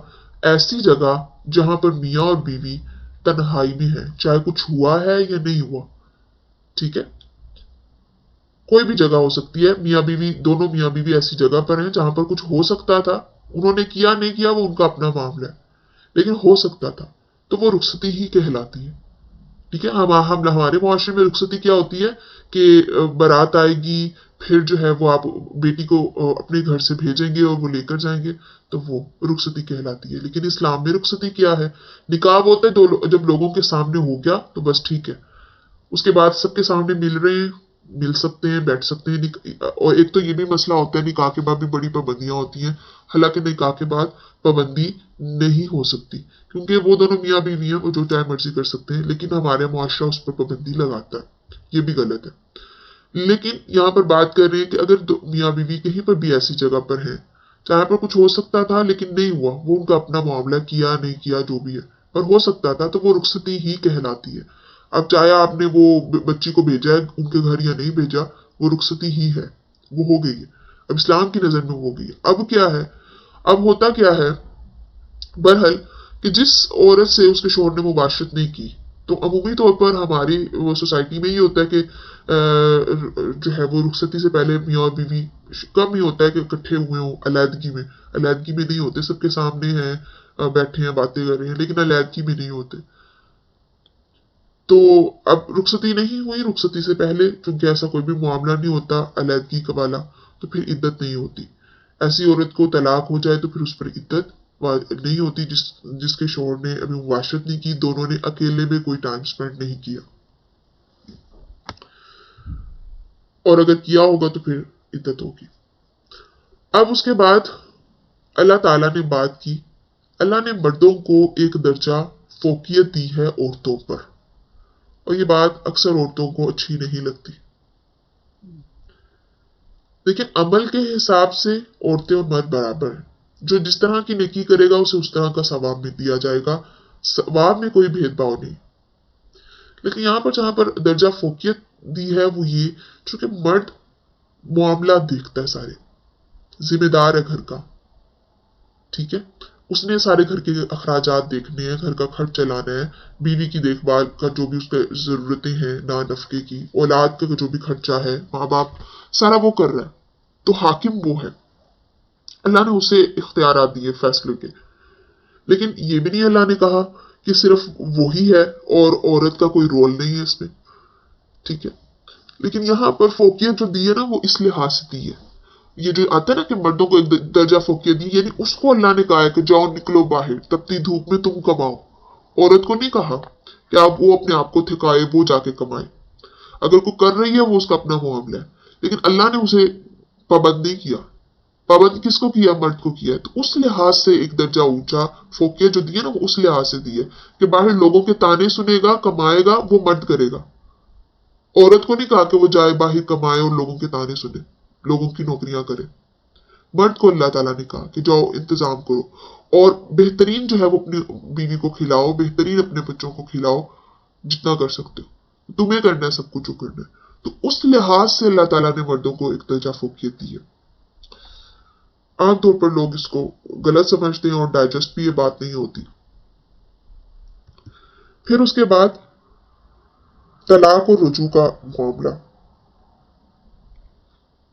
देखिए, तलाक देना और रुजू करना, इसका इख्तियार सिर्फ मर्द के पास है, औरत के पास नहीं। और वो क्यों? क्योंकि जैसे अभी हमने पीछे हैज के बारे में पढ़ा। अब देखिए, वो भी एक ऐसा ड्यूरेशन होता है, और औरतों की खुद कुछ चूंकि फितरत भी इस तरह से होती है ایک وقت میں اگر آپ ناراض ہیں یا آپ کے کوئی بحث مباحثہ ہو جاتا ہے تو فوراً سے دل اور ذہن میں خیال اور بعض اوقات کو کچھ عورتیں منہ سے بھی نکال دیتی ہیں میں نے نہیں رہنا اب آپ کے ساتھ، تو اب آپ مجھے چھوڑ ہی دیں، لیکن کچھ دیر کے بعد، کچھ دنوں کے بعد یا کچھ لمحوں کے بعد وہ بالکل ٹھیک ہو جاتی ہیں جیسے کچھ ہوا ہی نہیں، وہی پیار وہی محبت دوبارہ شوہر سے۔ تو اس بنیاد پر مرد اس مقابلے میں جو ہے وہ یہ پھر بھی اس چیز پر کنٹرول ہوتا ہے مرد کا اپنے جذبات پر، ٹھیک ہے، اور عورت کا نہیں ہوتا ہے۔ تو وہ اگر اس کو وہ ہو رہا ہے، اگر اس طرح سے عورت کے پاس اختیار ہوتا طلاق کا تو پھر تو جو گھر بستے ہوئے ہمارے سامنے ہم نظر آ رہے ہیں وہ بھی نہ ہوتے، کیونکہ ہر گھر میں لڑائی جھگڑے ہوتے اور کبھی نہ کبھی یہ ہوتا ہے۔ تو وہاں پر تو پھر جو ہے وہ ہر گھر کے اندر طلاق ہوئی ہوتی اگر عورت کے اختیار میں طلاق ہوتی۔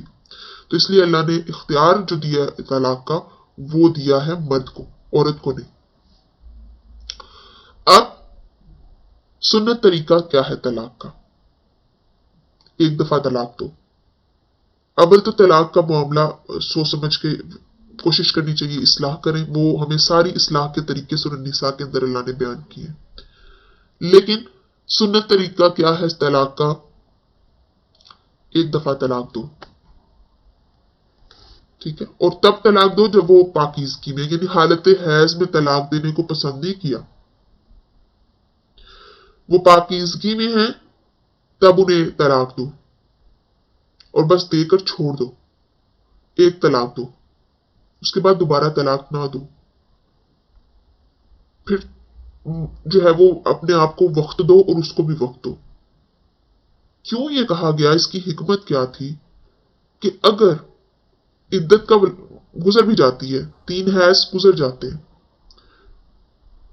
ٹھیک ہے، تو آپ دوبارہ شادی کر سکتے ہیں، آپ کے پاس اختیار ہے۔ جب آپ 3 طلاق دے دیتے ہیں تو پھر آپ دونوں تو کبھی بھی دوبارہ نہیں ساتھ آ سکتے، پھر تو آپ نے سارے دروازے بند کر دیے، پھر انسان پچھتاتا ہے، کہتا ہے میں کہاں جاؤں، کس طرف جاؤں، کوئی اس کا راستہ نہیں نظر، کوئی ہے ہی نہیں۔ 3 طلاق دے دیا آپ نے، سارے دروازے بند کر دیے، اس لیے سنت طریقہ کیا ہے؟ پاکیزگی میں دو اور ایک دفعہ دو اور چھوڑ دو۔ پھر ہو سکتا ہے آپ کو عدت کے دوران ہی آپ کے عقل ٹھکانے آ جائے اور آپ رجوع کر لیں، اور ہو سکتا ہے کہ عدت گزر جائے اس کے بعد آپ کو خیال آئے تو چلیں آپ رجوع تو کر سکتے ہیں نا، آپ کے پاس اختیار تو ہے نا۔ یا پھر اگر آپ کو بہت ہی کوئی ہے تو آپ 2 دفعہ دے دیں، لیکن 3 طلاق کو ناپسند کیا گیا، 3 طلاق کبھی نہ دیں، پسند نہیں کیا گیا، 1 دفعہ دے دو، 2 دفعہ دے دو، بس چھوڑ دیں، ٹھیک ہے۔ تو طلاق احسن کیا ہے؟ جو 1 دفعہ آپ طلاق دیں، ٹھیک ہے، اور اچھی طلاق اور صحیح جو پسندیدہ کیا ہے عمل طلاق کے بارے میں کہ 1 ماہ 1 طلاق دیں، دوسرے ماہ دوسری طلاق دیں، تیسرے ماہ تیسری طلاق دیں، تاکہ سوچنے اور سمجھنے کا وقت ہو آپ کے پاس۔ تینوں طلاقیں اکٹھی نہ دیں، اس کو پسند نہیں کیا، لیکن جب آپ تینوں طلاقیں اکٹھی دیتے ہیں تو پھر تو رستے بند ہو جاتے ہیں سارے، پھر آپ کے پاس کوئی آپشن نہیں بچتا، ٹھیک ہے۔ تو یہ پسند نہیں کیا گیا، اور یہ بہت بڑا، یہ ایک تو طلاق دے رہے ہیں وہ بھی ایک آپ جو ہے وہ ہے تو حلال کام لیکن ایک ناپسندیدہ چیز ہے، اور پھر کبیرہ گناہ آپ اس پر کر بیٹھتے ہیں، ایک ہی مجلس میں کھڑے کھڑے تینوں طلاق دے دینا، تو یہ پسند نہیں کیا، کیونکہ اس کے بعد آپ کے پاس رجوع کا آپشن ختم ہو جاتا ہے، پھر آپ دونوں کبھی بھی ایک نہیں ہو سکتے دوبارہ۔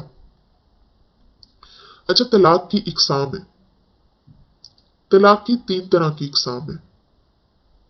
ایک وہ طلاق کہ جس کے ساتھ آپ رجوع کر سکتے ہیں، آپ دوبارہ ایک دوسرے کے ساتھ مل سکتے ہیں۔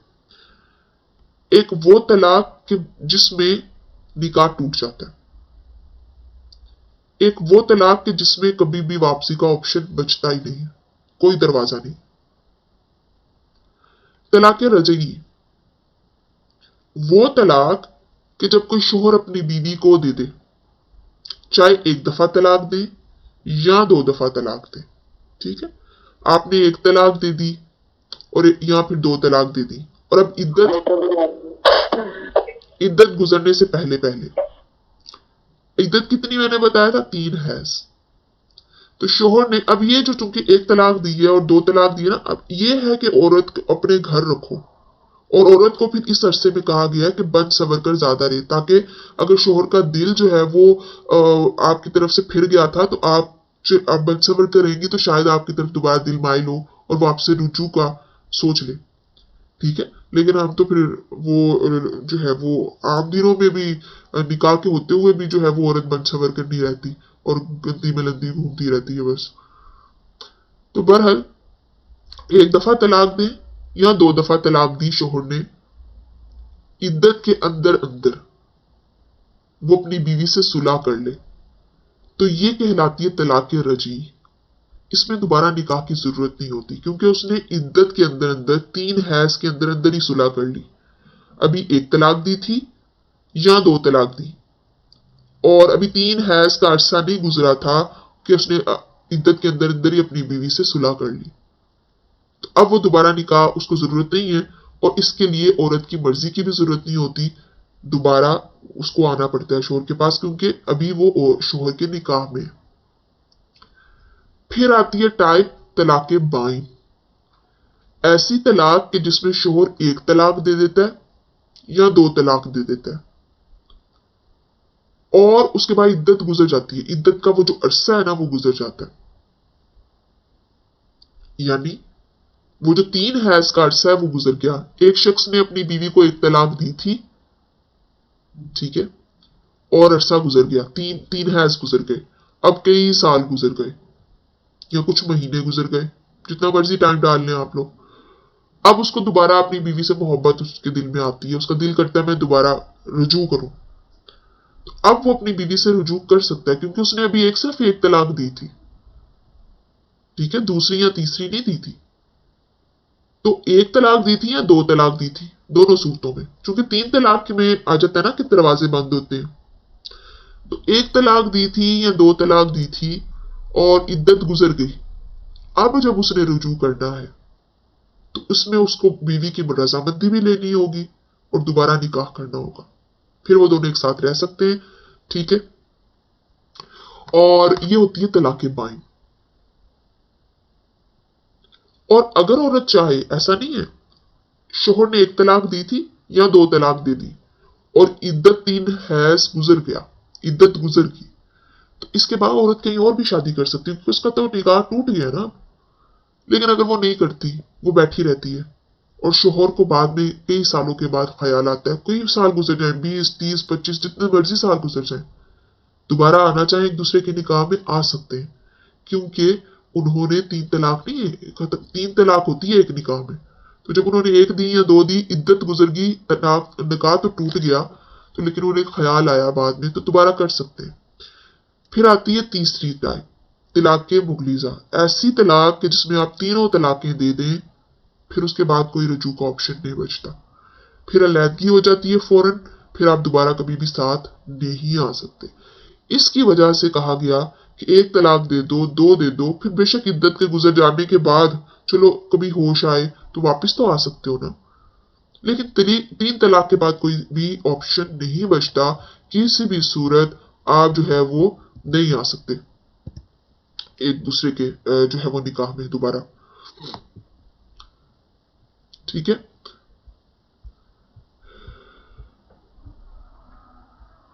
अच्छा जी, उसके बाद मजीद हुक्म अल्लाह ने क्या दिया, तलाक देने के बाद जो दी गई चीजें उन्हें वापस लेना गुनाह है। देखिए ये भी हमारे यहाँ बड़ा होता है, तलाक दे दी ना तो जो हमने जेवर दिया था वापस करो, जो हमने तोहफे दिए थे वापस करो, जो हमने चीजें दी थी वो सारी वापस कर दो। और रसूलुल्लाह सल्लल्लाहु अलैहि वसल्लम ने फरमाया, तोहफा देकर वापस लेने वाले को किस तरह से कहा, उसकी मिसाल किस तरह से दी, उसकी मिसाल ऐसे कुत्ते से दी जो कह करके उल्टी करके चाट ले। किसी को भी पसंद नहीं आएगा कि हम उल्टी करके चाट लें, कोई भी अपनी उल्टी करके चाटना पसंद करेगा? नहीं, कोई भी नहीं करेगा। लेकिन जो शख्स किसी को दिया गया तोहफा देकर वापस लेता है, उसकी मिसाल रसूलुल्लाह सल्लल्लाहु अलैहि वसल्लम ने ऐसे कुत्ते से दी जो कह करके उल्टी करके चाट ले। इसलिए जब आप तलाक हो जाती है दो लोगों के दरमियान, इस्लाम ने उसको बड़ा फिर भी एक रखा कि इज्जत के दायरे में रखें। आपने तलाक हो गई दो लोगों के दरमियान, उन दोनों की जो प्राइवेट बातें हैं वो मियाँ अभी दोबारा उनको इख्तियार नहीं है कि वो जाकर पब्लिक में डिस्कस करें, जैसे हमारे यहाँ आजकल बहुत होता है कि दो लोग ने अपनी तलाक हुई दो लोगों में और उसके बाद उन्होंने आपस में एक दूसरे की प्राइवेट बातें पब्लिक कर देते। तो ये भी बहुत गलत बात है, गुनाह मिलता है इससे भी। फिर आपने कोई जेवर दिया था, तोहफे दिए थे अपनी बीवी को और तलाक दे दिया अपनी बीवी को, तो उसको आपने दे दिए, अब नहीं आप उससे वापस ले सकते। तो फिर आप अब से वापस लेंगे तो ये देखिए इसमें भी गुनाह है। अल्लाह ने कुरान में कहा है गुनाह है। तलाक के बाद ये भी कहा गया तलाक दे दी है, अच्छे से उसको रुखसत करो, कुछ देकर। हक महर तो दे दिया, लेकिन उसके अलावा भी कुछ और भी अच्छे से देकर उसको वापस करो, रुखसत करो, ठीक है। और अगर आप इद्दत के अंदर अंदर या इद्दत के बाद उससे रुजू कर लेते ना, तो फिर आप उससे ज्यादती ना करो, उस पर पुरानी बातें याद करा करा कर उससे टॉर्चर ना करो, फिर आप उससे हुस्ने सलूक से बात करो। और यहाँ पर ये चीज है, लेकिन हमारे यहाँ कुछ देना तो दूर की बात, जो दिया होता है वो भी ले लेते हैं, तो गलत बात है, बहुत गलत बात है, गुनाह है कबीरा आप कमाते हैं। एक तो तलाक दी, ऊपर से फिर जो चीजें दी है वो भी वापस ले लें। उसके बाद खुला की बात की जाती है। खुला वो हक है जो अल्लाह ने औरत को दिया है। औरत तलाक नहीं दे सकती, लेकिन खुला कर सकती है। खुला किस तरह से होती है कि खुला के लिए औरत तीसरी पार्टी को इन्वॉल्व करेगी, उसे अपने शोहर के साथ नहीं रहना, वो जाएगी तीसरी पार्टी के पास और उसे कहेगी कि मुझे तलाक चाहिए, ठीक है ना, मुझे खुला चाहिए, सॉरी, मैं इस शख्स के साथ नहीं रह सकती। तो वो जो थर्ड पार्टी होगी वो फिर उसके शोहर को बुलाएगी और फिर शोहर उसके सामने उनको तलाक देगा, उस औरत को, ठीक है ना। कहेगा फिर भी शोहर ही, कहना फिर भी शोहर नहीं है। लेकिन यहां पर ये होता है कि बाज़ का शोहर नहीं चाहता लेकिन बीवी चाहती है, तो फिर वो जो थर्ड पार्टी होगी वो कोई भी हो सकती है, वो आजकल तो अदालतें, तो वो फिर आपको बुलाएंगे और आपको उनके सामने देनी पड़ेगी, तो वो खुला है। और खुला में फिर जो है वो अगर शोहर औरत अपने शोहर के साथ नहीं रहना चाहती, तो फिर अगर वो शोहर कहे कि मुझे इतने मैं ये कीमत लेकर तुम्हें छोड़ूंगा, तो वो फिर उसको देनी पड़ेगी फिदिया, जो वो शोहर चाहेगा, ठीक है। तो उसको थोड़ा बहुत देकर अगर छुड़ाना चाहती है अपनी जान तो फिर छुड़ाएगी। इसके बाद आता है हमारे यहाँ हलाला, बहुत आम है। हलाला कैसा होता है, गलती से 3 तलाकें दे दी, अब पछता रहे हैं, अब वापस आना चाहते हैं। तो चूंकि कुरान में ये बात है कि पहले शोहर के पास आप तब जा सकते हैं जब दूसरे शोहर से आपको तलाक या फिर बेवा हो जाए। ये अल्लाह ने बयान किया था इस सूरत में कि औरत किसी जगह शादी करती है, उसको हादसाती तौर पर वहां से वो बेवा हो जाती है, कुदरती तौर पर अल्लाह की तरफ से वो बेवा हो जाती है, उसने वहां पर पूरी निभाने की कोशिश की लेकिन उसको तलाक हो गई अल्लाह की तरफ से। तो फिर जो ज्यादा हक है ना वापिस दोबारा निकाह करने का, वो उसके पहले ही शोहर का है। अगर उसका शोहर चाहता है पहला शोहर, तो वो उससे निकाह करे, पहली प्रायोरिटी फिर वो है। लेकिन हमारे यहां क्या किया, हमारे यहां हलाला शुरू कर दिया। रसूलुल्लाह सल्लल्लाहु अलैहि वसल्लम ने हलाला करने और करवाने वाले दोनों पर लानत की और उन्हें कराए का सांड करार दिया। ये तो कराए के सांड है और लानत है। और कहा कि जो इस तरह जो हलाला करता है ना, वो उसे जानी का दर्जा दिया है, जिना का जानी का दर्जा दिया है कि उसको उसके ऊपर जो हद्दे जुर्म लागू होती है वो जिना की होती है। क्या करते हैं, एक रात के लिए आप किसी से निकाह करते हैं, साथ गुजारते हैं, फिर तलाक देते हैं। तो ये तो औरत का मजाक है। इस्लाम ने तो औरत को छुड़ाया था मजाक बनवाने, उसका मजाक नहीं बनाना था, और हमने क्या कर दिया, औरत का मजाक बना दिया।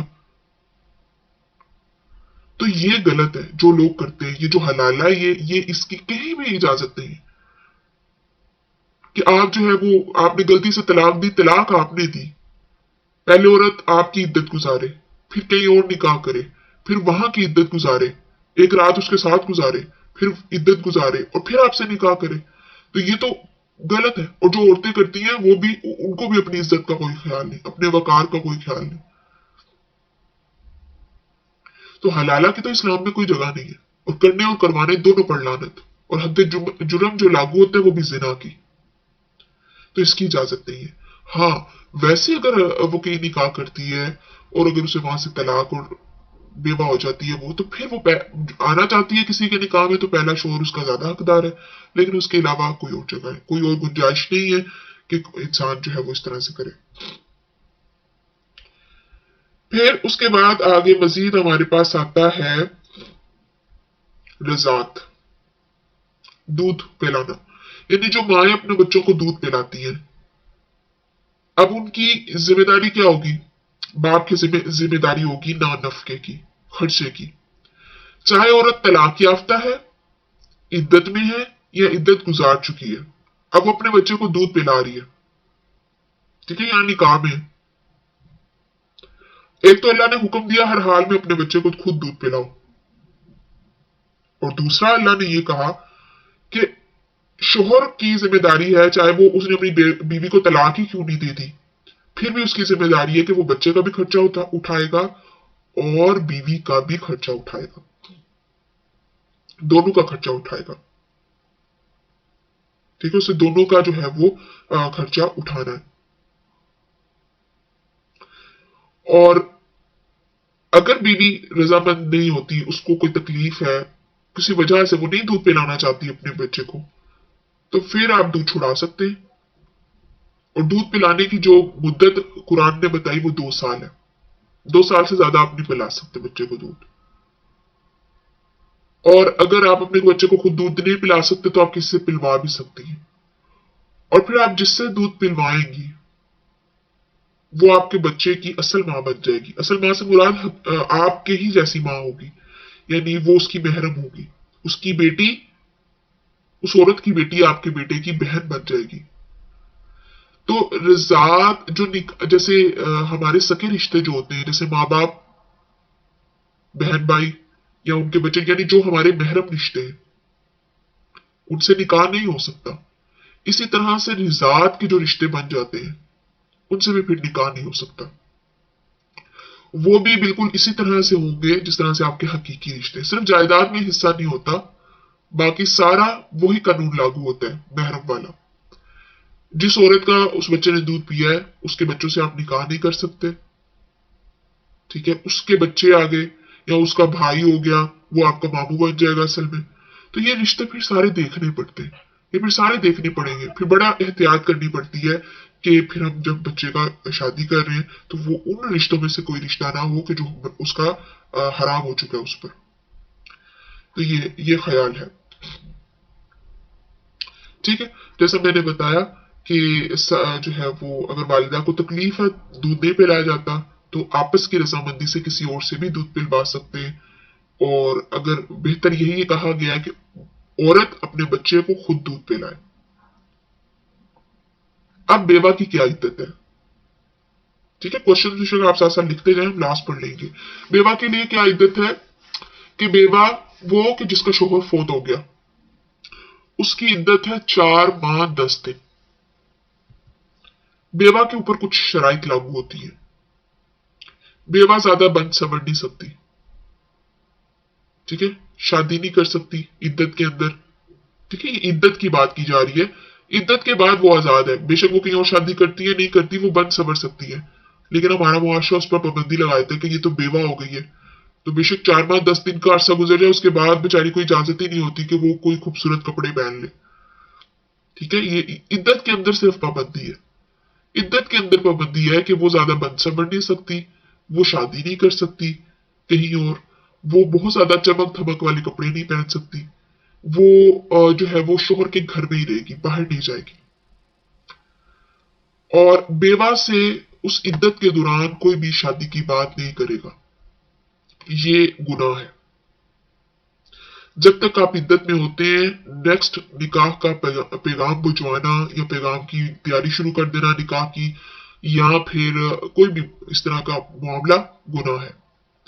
عدت گزر جائے اس کے بعد آپ پھر جو ہے وہ کر سکتے ہیں اس سے نکاح اور پیغام بھجوا سکتے ہیں. ہاں اگر کسی شخص کے دل میں خیال ہے کہ میں اس سے نکاح کر لوں گا اس کی عدت کے بعد تو اس پر گناہ نہیں ہے دل کے اندر خیال ہونے پر.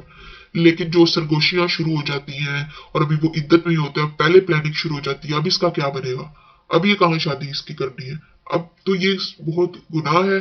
قرآن کی آیات ہیں, منع کیا اللہ نے یہ نہیں کرنا. آگے رکوع ہمارا شروع ہوتا ہے حق مہر کے حوالے سے. حق مہر بہترین یہی ہونا چاہیے کہ جب آپ نکاح کریں اسی وقت حق مہر ادا کریں. ٹھیک ہے, جیسے ہی آپ نے نکاح کیا نکاح کے وقت ہی بچی کو حق مہر ملنا چاہیے, یہی طریقہ ہے. لیکن اگر نکاح نہیں تب حق مہر آپ نے نہیں دیا نکاح کے وقت, اب طلاق کا معاملہ آتا ہے. تو اب کیسے ہوگا؟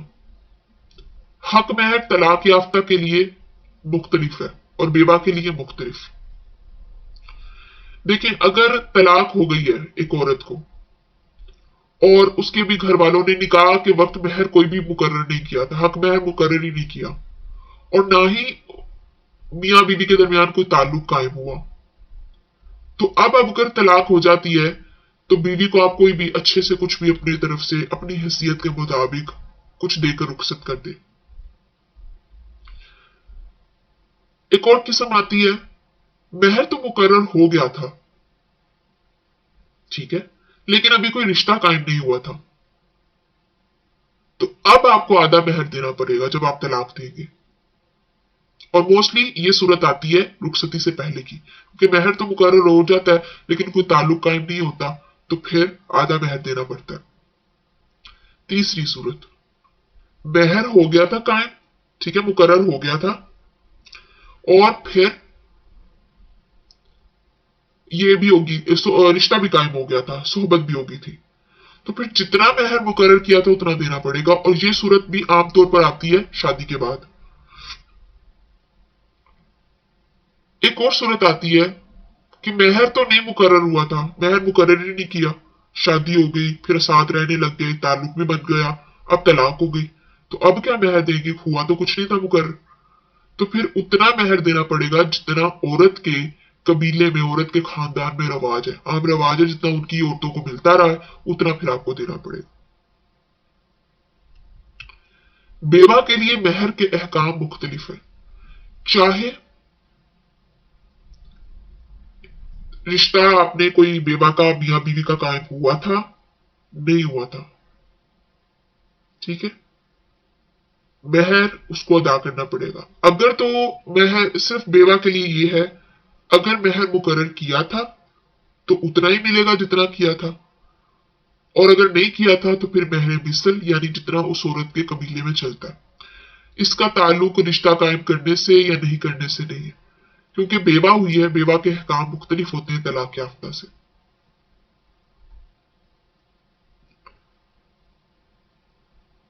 اور بیوہ اگر ہوئی ہے اور ابھی رخصتی نہیں ہوئی نا تو اسے عدت پوری کرنی پڑے گی 4 ماہ 10 دن. یہ بیوہ کے لیے احکام مختلف ہوتے ہیں اور طلاق یافتہ کے لیے مختلف. نماز وسطی کے بارے میں ذکر ہوا. نماز وسطی ایسی نماز جو عصر کی نماز ہے, درمیانی نماز. اللہ تعالیٰ نے کہا اسے نہایت عاجزی کے ساتھ ادا کرو. درمیانی نماز عصر کی نماز کے بارے میں کہا گیا جس کی عصر کی نماز فوت ہو گئی یعنی چلے گئی, چھوٹ گئی, تو اس کی مثال ایسے ہے جیسے اس کا گھر بار مال سب کچھ لوٹ گیا. عصر کی نماز کی یہ اہمیت ہے. عصر کی نماز کے وقت نامہ مال جو ہے وہ لے کر جایا جاتا ہے. فجر اور عصر کے ٹائم فرشتوں کی ڈیوٹیز چینج ہوتی ہیں. رسول اللہ صلی اللہ علیہ وآلہ وسلم نے غزوہ خندق کے دن بھی فرمایا کہ ان کافروں نے مجھے میری درمیانی نماز نہیں پڑھنے دی. تو ٹھیک ہے, حتیٰ کہ سورج غروب ہو گیا تو اللہ ان کی قبروں ان کے گھروں کو آگ سے بھرتے کہ انہیں مجھے میری درمیانی نماز میری عصر کی نماز سے مجھے روک دیا. تو عصر کی نماز بہت اہم نماز ہے.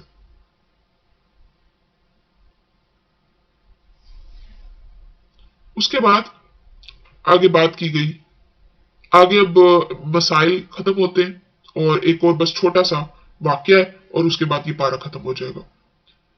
एक बीमारी थी ताउन। अब अल्लाह ताला ने उस बीमारी का जिक्र किया और बीमारी जिक्र करने का मकसद ये था, अल्लाह ने बताया कि जिंदगी और मौत मेरे हाथ में, जहां कहीं भी चले जाओगे दोबारा मेरे पास ही वापस आना है। यानी मैंने पकड़ लेना है मेरी मौत। यानी ऐसा नहीं है कि मौत से बच जाओगे। एक बीमारी फैली थी जिसका नाम था ताउन, जैसे हमारे यहाँ आप कह लें आजकल ये कोरोना जो फैला था,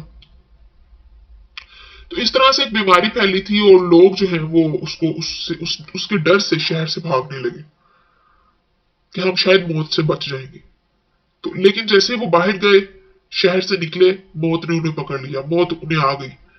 और अल्लाह ने उस आयत में जो मकसद था उस आयत का वो ये था कि जिंदगी और मौत तो सिर्फ अल्लाह के हाथ में। यानी चाहे आप कहीं पर भी चले जाएं, आप अपनी मौत से नहीं बच सकते। एक बंदा मोमिन का ईमान है, मौत आनी आनी है। जिस वक्त, जिस लम्हा, जिस जगह अल्लाह ने तय किया उस जगह मौत आएगी।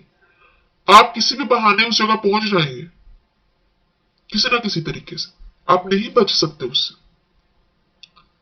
और उसके बाद अल्लाह ताला ने कहा कि मुझे कर्ज हसना दो। कर्ज हसना क्या होता है? कर्ज हसना होता है अल्लाह की रजा के लिए, सिर्फ अल्लाह की रजा के लिए अपने गरीब, रिश्तेदार, यतीम और मस्कीन लोगों को जो आप दें पैसे, कर्ज। ऐसा कर्ज जो आप सिर्फ अल्लाह की रजा के लिए इनको दें और फिर दोबारा तंग ना करें उनको कि पैसे वापस करो, मेरा कर्ज वापस करो। यह है कर्ज हसना। और इस कर्ज के बारे में अल्लाह ने कहा मैं इसे कई गुना बढ़ाकर वापस करूंगा, 700 गुना या उससे भी कई ज्यादा। यह है कर्ज हसना की अहमियत। और उसके बाद लास्ट पर जालूत और तालूत का जिक्र आता है। तालूत एक बादशाह था, बनी इसराइल का मोमिन बादशाह था, मुसलमान था। और जालूत एक मुशरिक बादशाह था, एक काफिर बादशाह था। बनी इसराइल ने अल्लाह ताला से कहा था कि हमने जिहाद लाजमी करना है, हमें जिहाद हम पर फर्ज करें। तो अल्लाह ताला ने कहा था कि ठीक है मैं जिहाद फर्ज कर देता हूं। तो अल्लाह ताला ने उन पर जिहाद फर्ज किया। और जब जिहाद फर्ज कर दिया तो बहुत से थोड़े लोग जो हैं वो जिहाद के लिए निकले। और किससे लड़ना था उन्होंने? जालूत से लड़ना था उन्होंने। अब अल्लाह ताला ने बताया था कि एक बादशाह मैं तुम्हें मुकर्रर कर देता हूं और उसकी निशानी ये होगी कि जो तुम्हारा जो ताबूत सकीना है ना वो वापस आ जाएगा। तो जिसके जरिए वापस आएगा तुम समझ लेना ये बादशाह है और इसकी क़यादत में तुम्हें अब तुम्हें जो है वो जालूत जो मुशरिक है ना उससे लड़ना है, काफिर से लड़ना है। ताबूत सकीना कहते हैं उस ताबूत को जिसके अंदर हजरत मूसा और हजरत हारून के बाकियात हैं। जैसे हजरत मूसा की लाठी हो गई, हजरत हारून की कुछ चीजें वो अभी भी मौजूद है और वो इंग्लैंड में ये जो मलका की और ये ताजपोशी होती है जिस मेरे ख्याल में उसके अंदर है, ऐसे करके कहीं है, लेकिन इसी दुनिया में इसी है, इधर ही कहीं इंग्लैंड वाली साइड पर ही है। ताबूत सकीना उसे बोलते हैं, ठीक है। और तालूत चूंकि गरीब था तो बनी इसराइल ने कहा कि ले तो गरीब शख्स हमारी बादशाहत कैसे कर सकता है, गरीब कैसे बादशाह बन सकता है। तो अल्लाह ने यहां पर बताया, देखिए हमें एक और चीज पता चल गई कि बादशाहत के लिए गरीबी या अमीरी नहीं अहम रखती। बादशाहत के लिए या इक्तदार के लिए अहम क्या है? जहनी और जिस्मानी सलाहियतें, वो अहम है। हुकूमत उसे दी जाती है, उसे देनी चाहिए जिसके अंदर जिस्मानी और जहनी सलाहियतें हों अपनी कौम को बचाने की, अपनी कौम का फलाह करने की, देखभाल करने की। और फिर इस तरह से हुआ कि तालूत की क़यादत में बनी इसराइल निकले जिहाद के लिए और जालूत के साथ जिहाद किया। 313 लोग थे, उतने ही जितने गज़वा बदर के अंदर मुसलमानों की तादाद थी, उतने ही लोग थे जो जिहाद के लिए निकले। तालूत के इस लश्कर में हजरत दाऊद और हजरत दाऊद के वालिद और उनके 6 भाई भी शामिल थे। अल्लाह ताला ने हजरत दाऊद के जरिए जालूत को कत्ल करवाया। हजरत दाऊद बड़े बारोब शख्सियत थे और जालूत को कत्ल कर दिया हजरत दाऊद ने। जालूत ने बजाहिर बड़ा जो है वो ऐसा मखोटा पहना था लोहे का पूरा कि उसे कोई हरा नहीं सकता था, लेकिन हजरत दाऊद ने एक ही बार में जालूत को खत्म कर दिया। तो जालूत को कत्ल किया हजरत दाऊद ने। और उसके बाद बात आती है आखिरी आयत की कि अल्लाह ताला ने कहा कि ये तो मेरी आयतें हैं, हम इन्हें हक के साथ तुझ पर पढ़ते हैं और बिलाशुबा तू यकीनन रसूलों में से। यानी ये बात कही कि माजी की बातों के बारे में किसको खबर। ये जो माजी की बातें अल्लाह ने हमें बताई वो इसलिए कि रसूल के जरिए, और जिस रसूल ने बताई अल्लाह ने कहा कि आप बाकी में सच्चे रसूलों में से हैं। माजी के हालात की खबर देना नबी सल्लल्लाहु अलैहि वसल्लम के सच्चा होने की दलील है। आपके सच्चा होने की दलील यही काफी है कि आपने बनी इसराइल के वाकयात का जिक्र किया, हजरत इब्राहिम का जिक्र किया, हजरत नूह का जिक्र किया, हजरत आदम तक का जिक्र किया। जब अल्लाह ताला ने बनाया हजरत आदम को तब का जिक्र कर दिया। यह आपके सच्चे नबी होने की निशानी है, दलील है